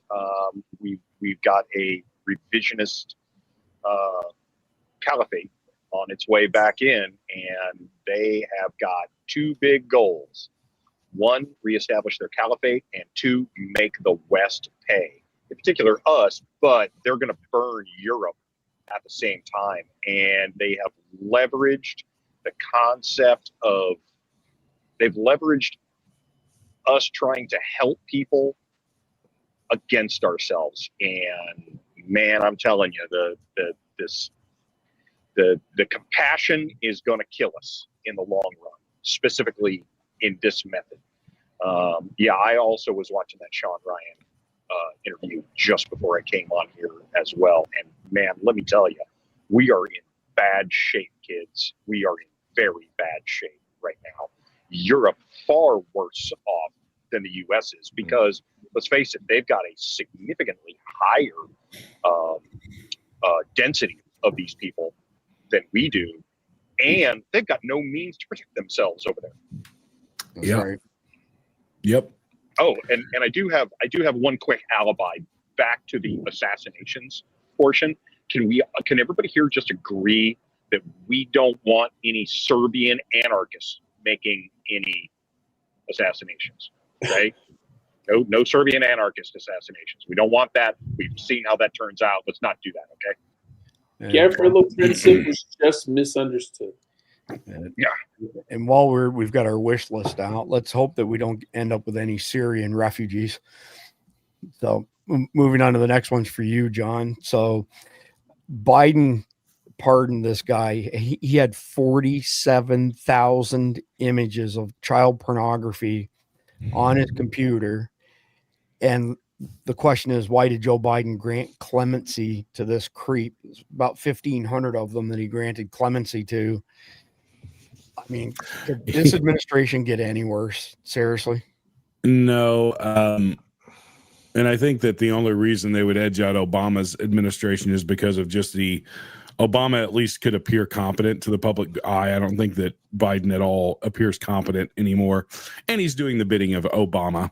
Let's not mince any words there. But this is par for the course. As you just said, I was getting ready to say, over 1,500 people have had their sentences commuted, and some of them are really bad dirtbags, and some of them are just straight out people that should be castrated and killed, like this creep weirdo. It's disgusting. While letting our enemies in, we allow the people that do the worst kind of crimes to the most innocent people in our country to walk free. That's the reality of it. It's disgusting. It's evil. It's not even, I don't even think you can stop it disgusting. It's pure evil, unadulterated evil. Well, I think people like this, they either have the capacity to commit these types of crimes or they don't.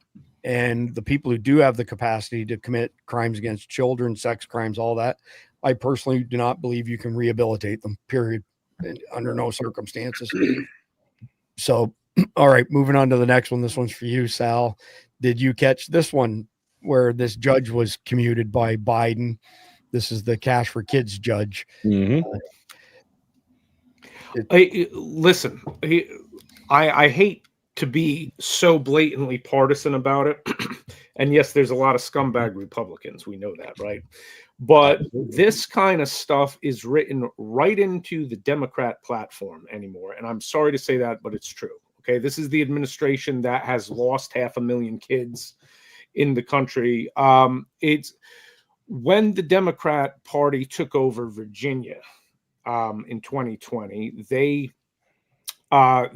attempted, it was in the Virginia House that the Republicans attempted to pass a bill that would force school districts to alert parents, not ban the books from the school, but at least tell parents if there is pornographic material in the school libraries.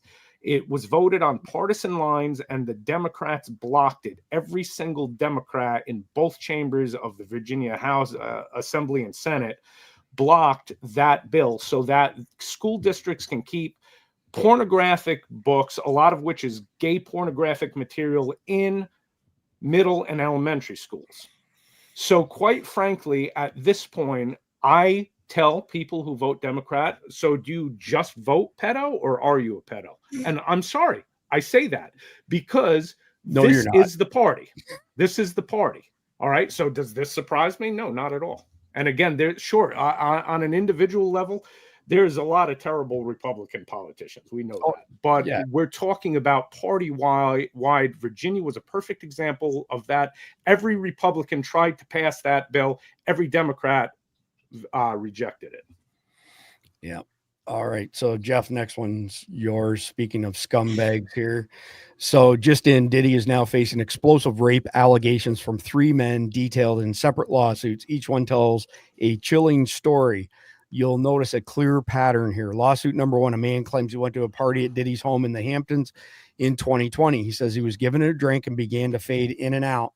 After just one drink, Diddy and his associates sodomized him and took turns raping him. Lawsuit number 2, a man says he met Diddy in 2019 at a nightclub. He was invited back to Diddy's hotel where Diddy gave him a drink. The man says the drink made him sick. Diddy told him to lie down and said to others he's ready to party. When he woke up, the man said he was lying naked on his stomach. Diddy was sodomizing him, and a man and woman were recording it. The next morning, one of Diddy's associates gave him $2,500 in cash on behalf of Diddy. Lawsuit number 3, A man who worked for Diddy says that in 2020, he went to Diddy's hotel room for a meeting. Diddy made him a drink, which made him very tired. Diddy told him to take a nap. When he woke up, Diddy was sodomizing him. When he tried to resist, Diddy told him that he was almost done. Afterwards, Diddy told him that going to the police would make him look like an idiot because he would never be able to substantiate his claims. He also says Diddy's entourage called and threatened him to stay quiet. Well, All you, Jeff. Does this really surprise anyone? I mean, he is just Bill Cosby who swings both ways. He is, I'd say, he's a younger, darker version of Jeffrey Epstein. And yes, we need to release they've got the tapes. They raided his house. They've got the tapes, and we need someone to release the Diddy tapes and the Epstein lists. And they probably have Epstein's tapes as well, except they're using those for blackmail because a lot of his people were Wall Street and politics. Right. They could get more mileage out of. I think Diddy is just a hedonistic animal, and it was just for his own gratification. I don't think he had that much more of an ulterior motive other than get his rocks off. Yeah, it's sick, just absolutely sick.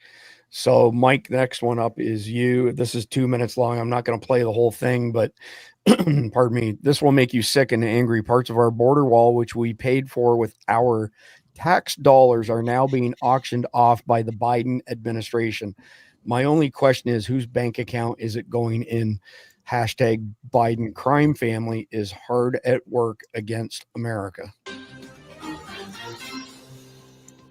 Warning, this may make you mad. Amazing story for you tonight about what the Biden administration is doing with parts of the southern border wall, the wall that's supposed to keep illegal immigrants out of the U.S. National correspondent William Lajeunesse has the incredible details from Los Angeles. Good evening, William. Well, Brett, the amazing part is President Trump already said he wants to finish building the border wall. So why would President Biden sell something taxpayers already paid for, knowing it could be used? Yet we found huge sections of the wall on an Arizona highway leaving the border to be sold as scrap for pennies on the dollar.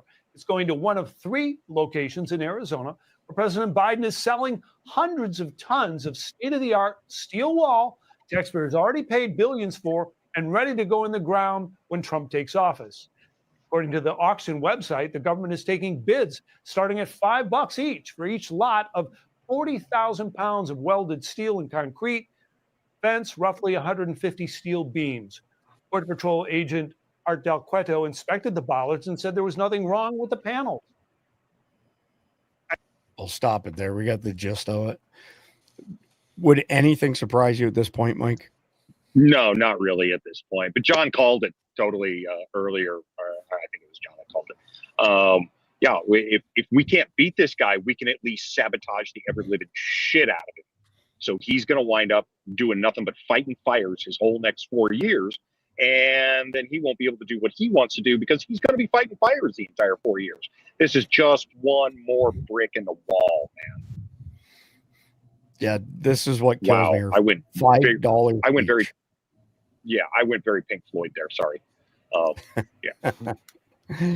That's okay. All right, John, we're back to you. And this is absolutely brutal. Senator, is your head okay after that fall? Senator?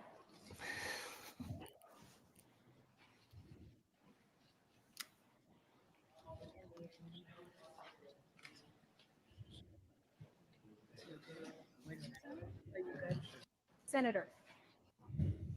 Just wow. Term limits now. He is our Biden.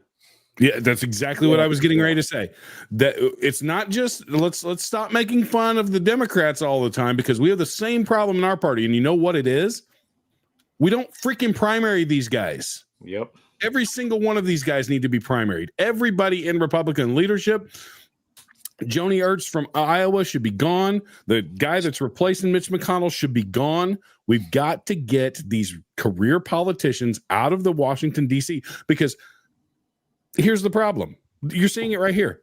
That is the current leader of the United States Senate.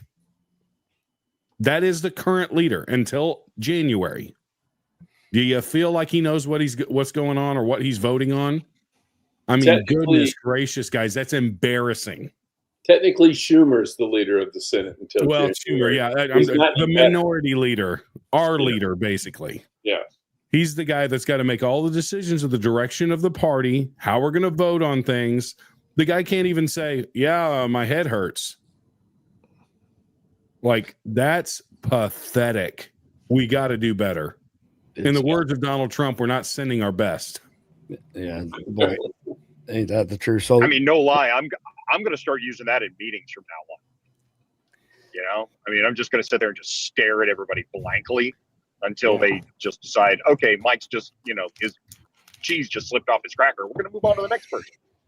Well, how many like there was a, you know, I like to actually call him Glitch McConnell because like every other day he's just glitches out. Like, no, I can't talk right now. Gosh, man, here's the thing that here's the thing that absolutely enrages me about this whole thing. Mitch McConnell was one of the biggest roadblocks in Congress fighting back against DOD, trying to say, hey, look, traumatic brain injuries for our soldiers are a real thing. How you feel now, Mitch?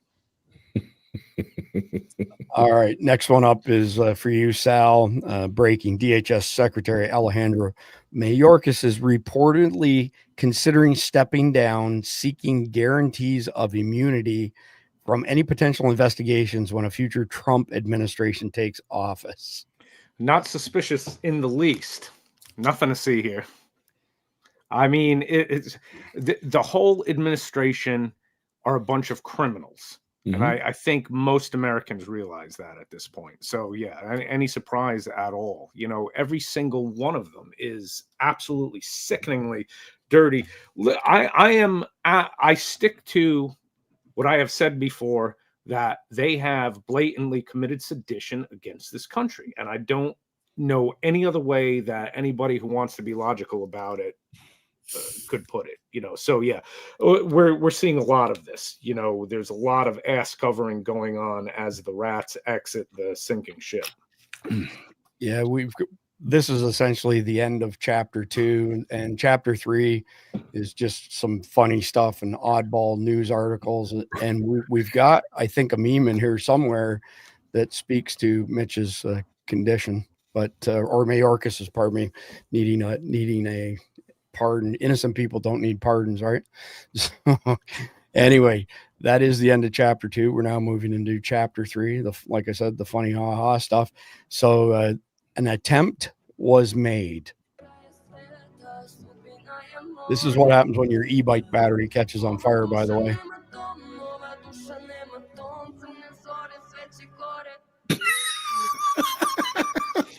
Put the kickstand down. Is he? He's doing his part to put the fire out. You don't want to add liquid to that fire, man. Well, especially if there's a stray voltage. Well, that's like, this is the same reason my uncle told me not to pee on the electric fence when I was a kid on the farm. Yeah, there you go. Anyway, I mean, he must have drank a keg of beer because this goes on for another 30 or 40 seconds. So it's a real Tom Hanks baseball thing going on there. Yeah, we'll stop that one. Move on to the next one. Everyone, please stop creating fake narratives for war, government. Now, I will say this, and I don't know if Sal said something about this earlier, but that on that Sean Ryan episode, when they start talking about the amount of money Iran is spending to try and kill Donald Trump, it's insane. Tens of millions of dollars. Like, I think it's over 100. I think it's like 140 some million dollars they've spent. Yeah, it was tens of millions a week. Yeah. Big number for sure. It's insane. And it's revenge for Soleimani. That's exactly the one thing about the Islamic world is they want revenge. When you attack them, they get revenge. Yeah. Next one's not funny, ha, but I didn't have anywhere else to put this. So Justice Department reveals 26 FBI informants attended January 6th protest. So this essentially means that Christopher Wray perjured himself while under oath in front of Congress and said we had no assets play any role in January 6th. So anyway, Chris, real quick on that front, or anybody on the panel, are they going to be able to find that information? Will they be able to find that information? Who was there? And actually, the shredders have been going and the friggin' building ever since November, man. I have no doubt of that, but there has to be digital markers and all that kind of stuff out there. I don't know. We can only hope. The Inspector General is the one who released this. He may have the names. That's a pretty specific number. Yeah, absolutely. I'd say it was way more than 26, but that's just me. Yeah, I'd say you should probably put a 0 behind that. Yeah. No Oh, kidding. you did see that the Patriot Front just decided to dissolve itself? Yeah, as soon as Christopher Wray stepped down, exactly. Yeah. Well, and all this stuff, that was revealed, all these FBI assets there, they were just following Biden's instructions. Yeah. All right. If anybody hasn't got the memo on inflation, our dollar has taken a huge hit in the last 4 years. It has lost 20% of its value. So right here where my cursor is where Biden was installed. And this is where we are right now. The damage he's done is just unbelievable. Right. So anyway, Trump was Times Person of the Year. I don't know if y'all caught this or not, but this is the lesbian of the year. And, Marcia Cuban. yeah. And, if we're going to have a lesbian of the year, we need a fag of the year. So there you go, Harry. Oh, gosh. Him and the other three that he runs around with all the time. Obama are so smart. Yeah. And those four are something else. Like the soy is strong with those. Yeah, boy. Oh man, and he's been catching it. He's been getting his ass kicked ever since November, and it has been hilarious to watch. Yeah, rightfully so. Well, and it's because those four were talking about how the young men were going to come out for the Democratic Party, and what do you know? They came out for Trump. There you go. Yeah. So it's only appropriate that we have another person of the year. This is the crybaby of the year. And the next one is the meme that I alluded to while we were discussing Mayorkas. Innocent people don't need pardons. I mean, facts. That's facts. Yeah, that's a mouthful right there. And then since Jeff is pretty convinced that this is all just like subterfuge on these drones, hey Billy, watch me scare the shit out of New Jersey.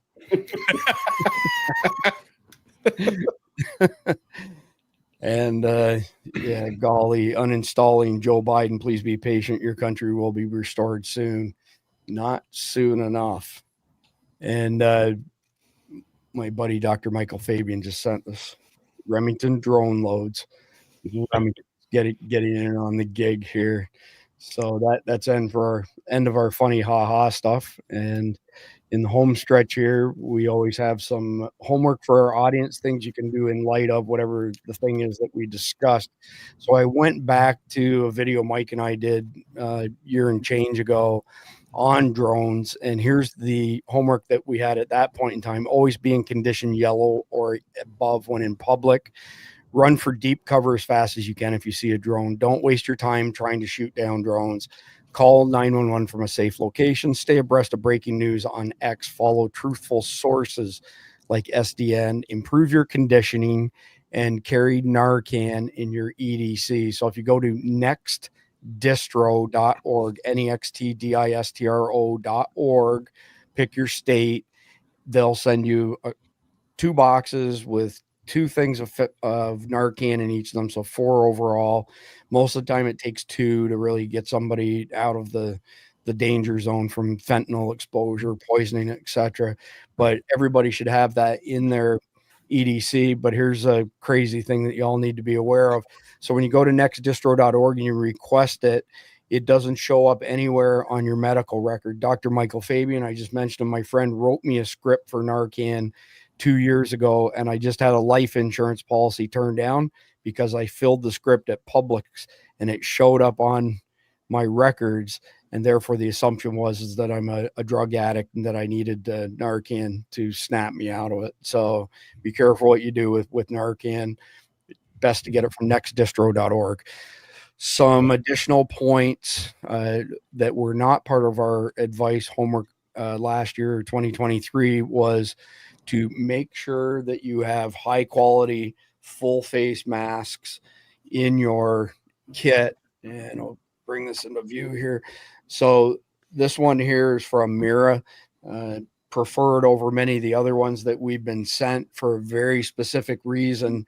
You'll notice the indentation below the viewport. So if you are going to carry a mask, and if we do get attacked with some sort of, biological or chemical attack, and you have a full face mask, the indentation below this viewport allows you to get a perfect cheek weld on a rifle or an SBR. And other masks that we've been sent do not have this indentation here. And it is very, very hard to get a decent cheek weld on a gun, on a rifle, and even more difficult to be accurate. So pay attention to which masks you get. Mike will tell you that he prefers the Mirror over some of the others out there as well. And moving on. You can't get a good cheek weld because you're blind. I can get a perfect cheek weld. But you're still blind. One eye. So plot multiple ways to get home from work in the event of SHTF preventing you from using your normal route. So Keith Graves has, attested to a number of times on Survival Dispatch News where they would have an intersection shut down while he was serving, and people would say, "Can't you just let me through?" And Keith would be, "No, it's shut down." And the person's reply would be, "Well, I don't know how to get home. This is my way home." So I'm not suggesting anybody in our audience is like that. I know we've got a really intelligent audience, but have more than one way planned out to get home. Make sure you have paper maps in your get home bag. Improve your firearm skills. And that's it for the current stuff. I'm going to read through some other stuff, though, quickly before I get everybody else's input on their suggestions. Just for shits and grins, I typed into Grok, which is Elon's AI, if confronted by a terrorist drone, a person should do what? And the response from Grok was to follow these steps to ensure safety. Number one, stay calm. Panic can lead to poor decision making. Keep your composure to assess the situation accurately. That kind of speaks to Mike's thing with stress inoculation. Nobody rises to the occasion. You fall to your level of training. Seek cover. Immediately find hard cover or concealment. Hard cover will be concrete. Steel can protect you from blast or shrapnel, while concealment, trees and walls, can hide you from the drone's view. Avoid open areas. Drones are more likely to target individuals in open, exposed areas. Move to or behind structures, vehicles, or natural barriers if possible. Do not engage. Unless you are trained and equipped to do so, avoid attempting to disable or shoot down the drone. This could escalate the situation or make you more of a target. Next one, alert authorities. Use your phone or another means to inform local law enforcement or emergency services about the situation. Provide them with your location and any details about the drone, size, color, any visible markings or payload. Document if safe. If you can do so without increasing your risk, try to document the drone with photos or video. This can be useful for law enforcement, but should not be a priority over your safety. Follow emergency procedures. Listen to any official announcements or instructions from emergency services. This might include evacuation orders or to shelter in place. Be prepared for aftermath. After the immediate threat, be cautious of potential follow-up attacks or secondary devices. Follow the guidance of first responders. And the last one from Grok, stay informed. Keep abreast of local news or official communications for updates on the situation or further instructions. Remember, the priority is personal safety. If you find yourself in an area where drones are known to be a threat, it might be wise to have a pre-planned course of action or escape route in mind. This advice is informed by general emergency response strategies and insight from web sources on drone threats, including those from terrorist groups. I thought Grok actually did pretty good on that one. So does anybody have anything else they'd like to add as far as homework advice to our audience on the main topic of the night, drones? So there is actually a really good video that Grantham did about 2 or 3 months ago on drone evasion. Really good information. They use a real drone with imaging abilities and all that kind of stuff.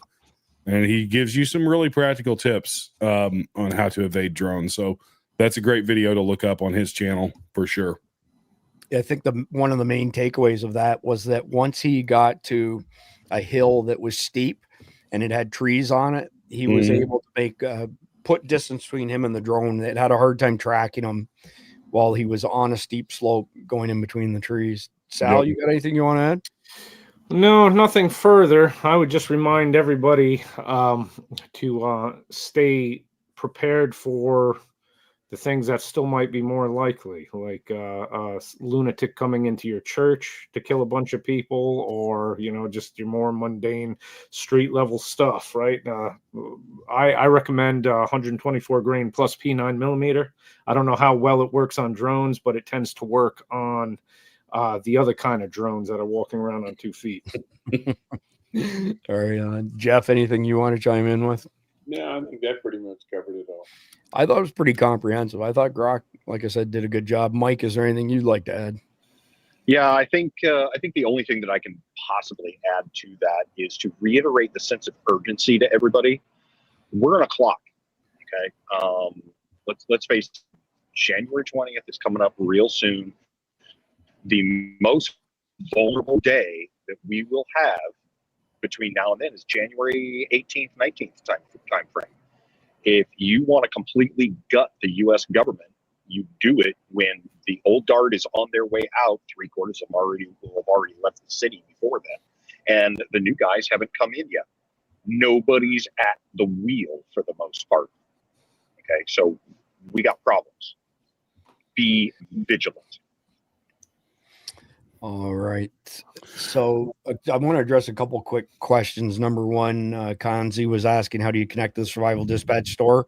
There is no Survival Dispatch store. We had an e-com site with 53,000 items on it, and the manufacturers of products make great margins. The distributors make margins, plus they tack on.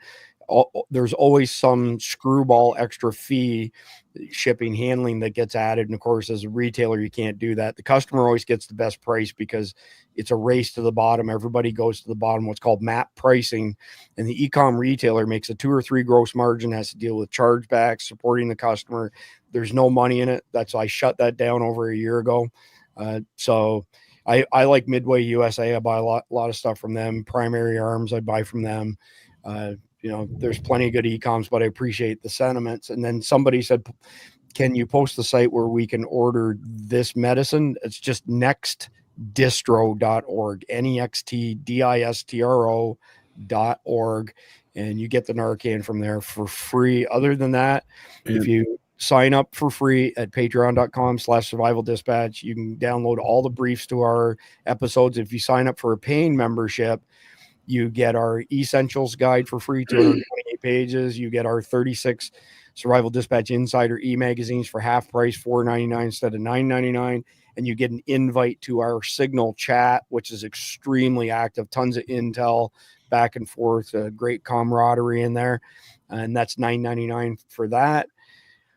Okay, other than that, John, take it away. And then Mike, do you want me to do the conflicted question since you're driving? Okay. John, go ahead and throw up what you had to throw. I was going to say, if you wanted the link to the next distro, it's in the brief, FYI.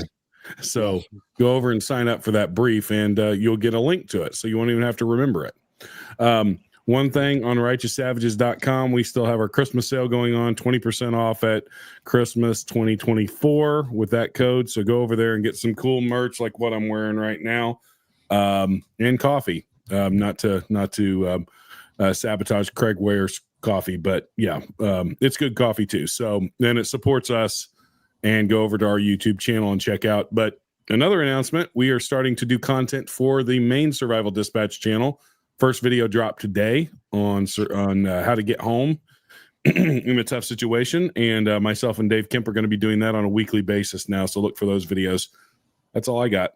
All right. Appreciate that very much. And Sal's got some bandwidth this month, so you'll see Sal back, which is always good. I really appreciate your input, Sal. And of course, Jeff and Mike are stalwarts of Survival Dispatch News. And because Mike is on his way to a job in Virginia, I will do the conflicted question for him. So the Order of the Illuminati, the word means enlightened in Latin, was an Enlightenment age secret society founded on May 1st, 1776 in Ingolstadt, Upper Bavaria, by Adam Weishaupt, who was the first lay professor of canon law at the University of Ingolstadt.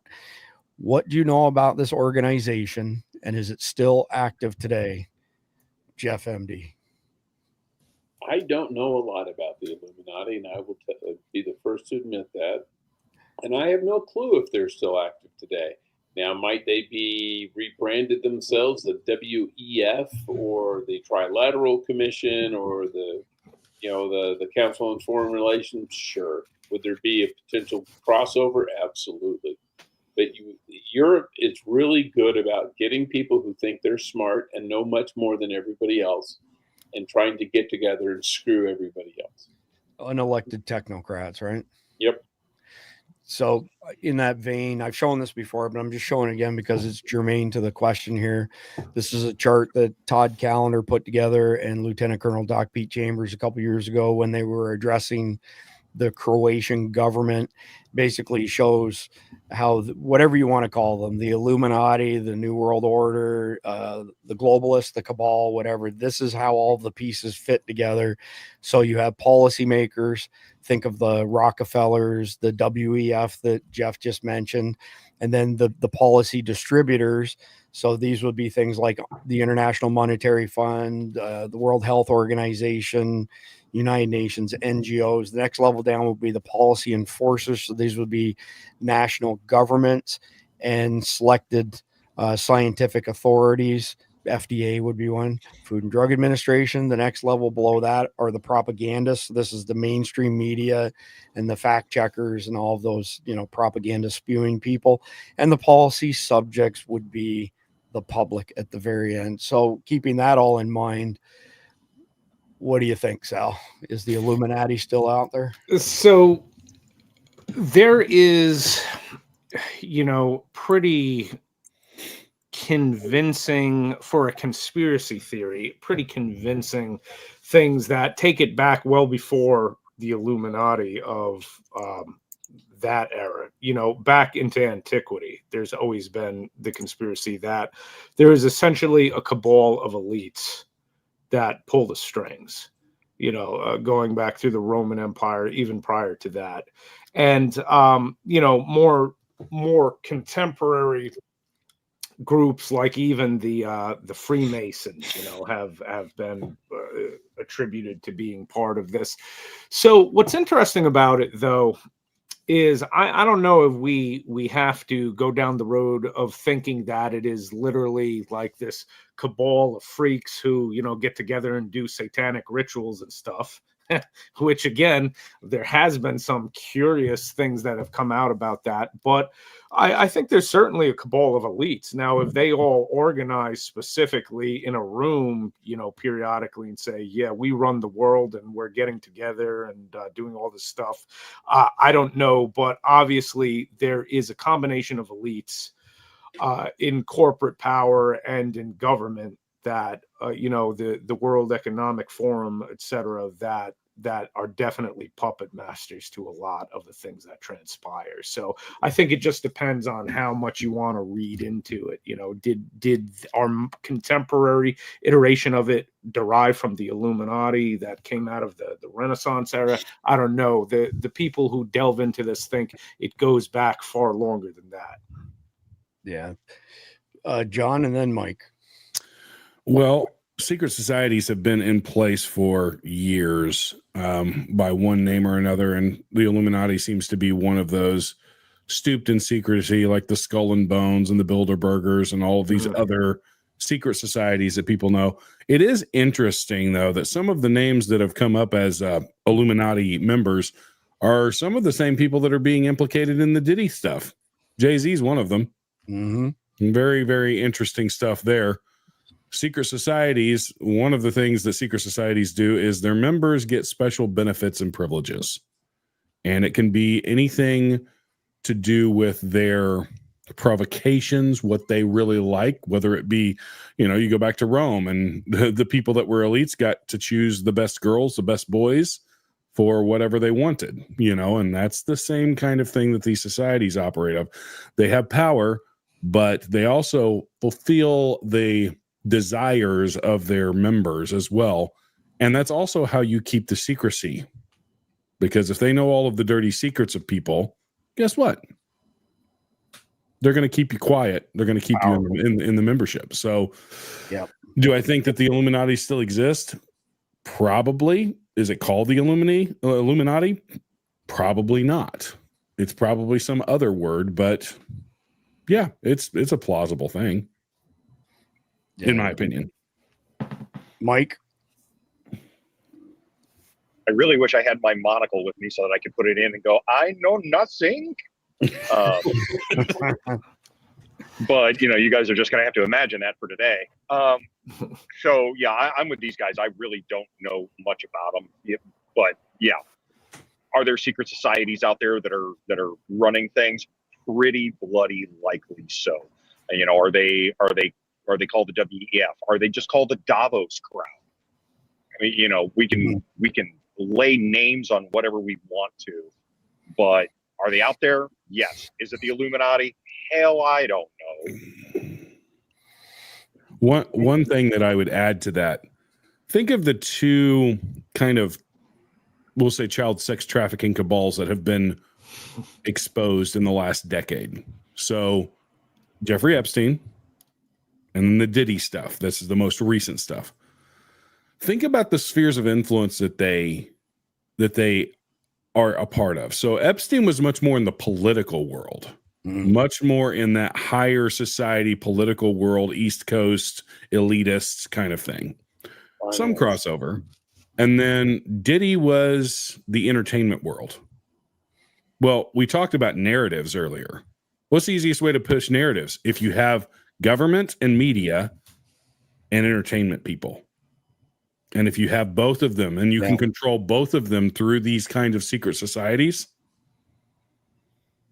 there's one for you to put your tinfoil hats on. Well, and what's the purpose of power? To maintain power. Yep. Yeah, exactly. So actually, we usually end on the conflicted question, but this just popped up in my feed, and this happened before all these drone sightings. Florida man who shot a Walmart delivery drone over his home and joked with officers that he can't breathe, ordered to pay the retail chain $5,000. New Jersey could use this guy right now. Walmart employees say they were performing a mock delivery with the drone when a pop rang out. The drone then raced back to the facility.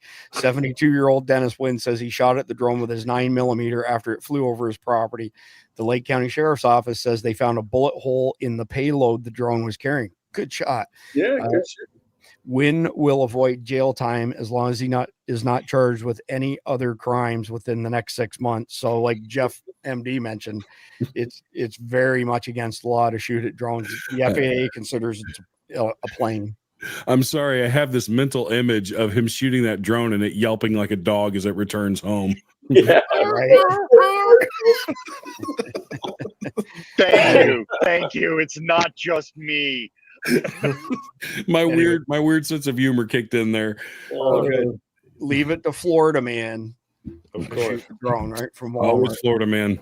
All right. Okay. Well, yeah, I mean that's amazing. But anyways, appreciate all y'all coming and joining us tonight and sharing your insight. Appreciate everybody who's hung with us this long. Please like, share, comment, subscribe. God bless America. God bless America. My name is Chris Heaven, and I'm the CEO of Survival Dispatch. I was a member of our national powerlifting team for many years and won many state, national, and world championships. Even though I'm in great shape for being 55 years old, I am not immune to father time. Most of us feel weaker and make more trips to the bathroom as we get older. U.S. Army research has led to a breakthrough for the #1 water for older Americans. It's not a special sports drink, but a mix with essential nutrients most hydration drinks lack. Keyword, hydration. These nutrients are proven to enhance muscle strength, reduce soreness, and improve bladder health. A Texas doctor leveraged this research and formulated a drink mix to help you stay strong. Click the link below for up to 44% off at nativehydrate.com/dispatch, plus free shipping and a free gift. This is one of the best deals I've seen for high quality BCAA drink mixes. Don't miss this deal.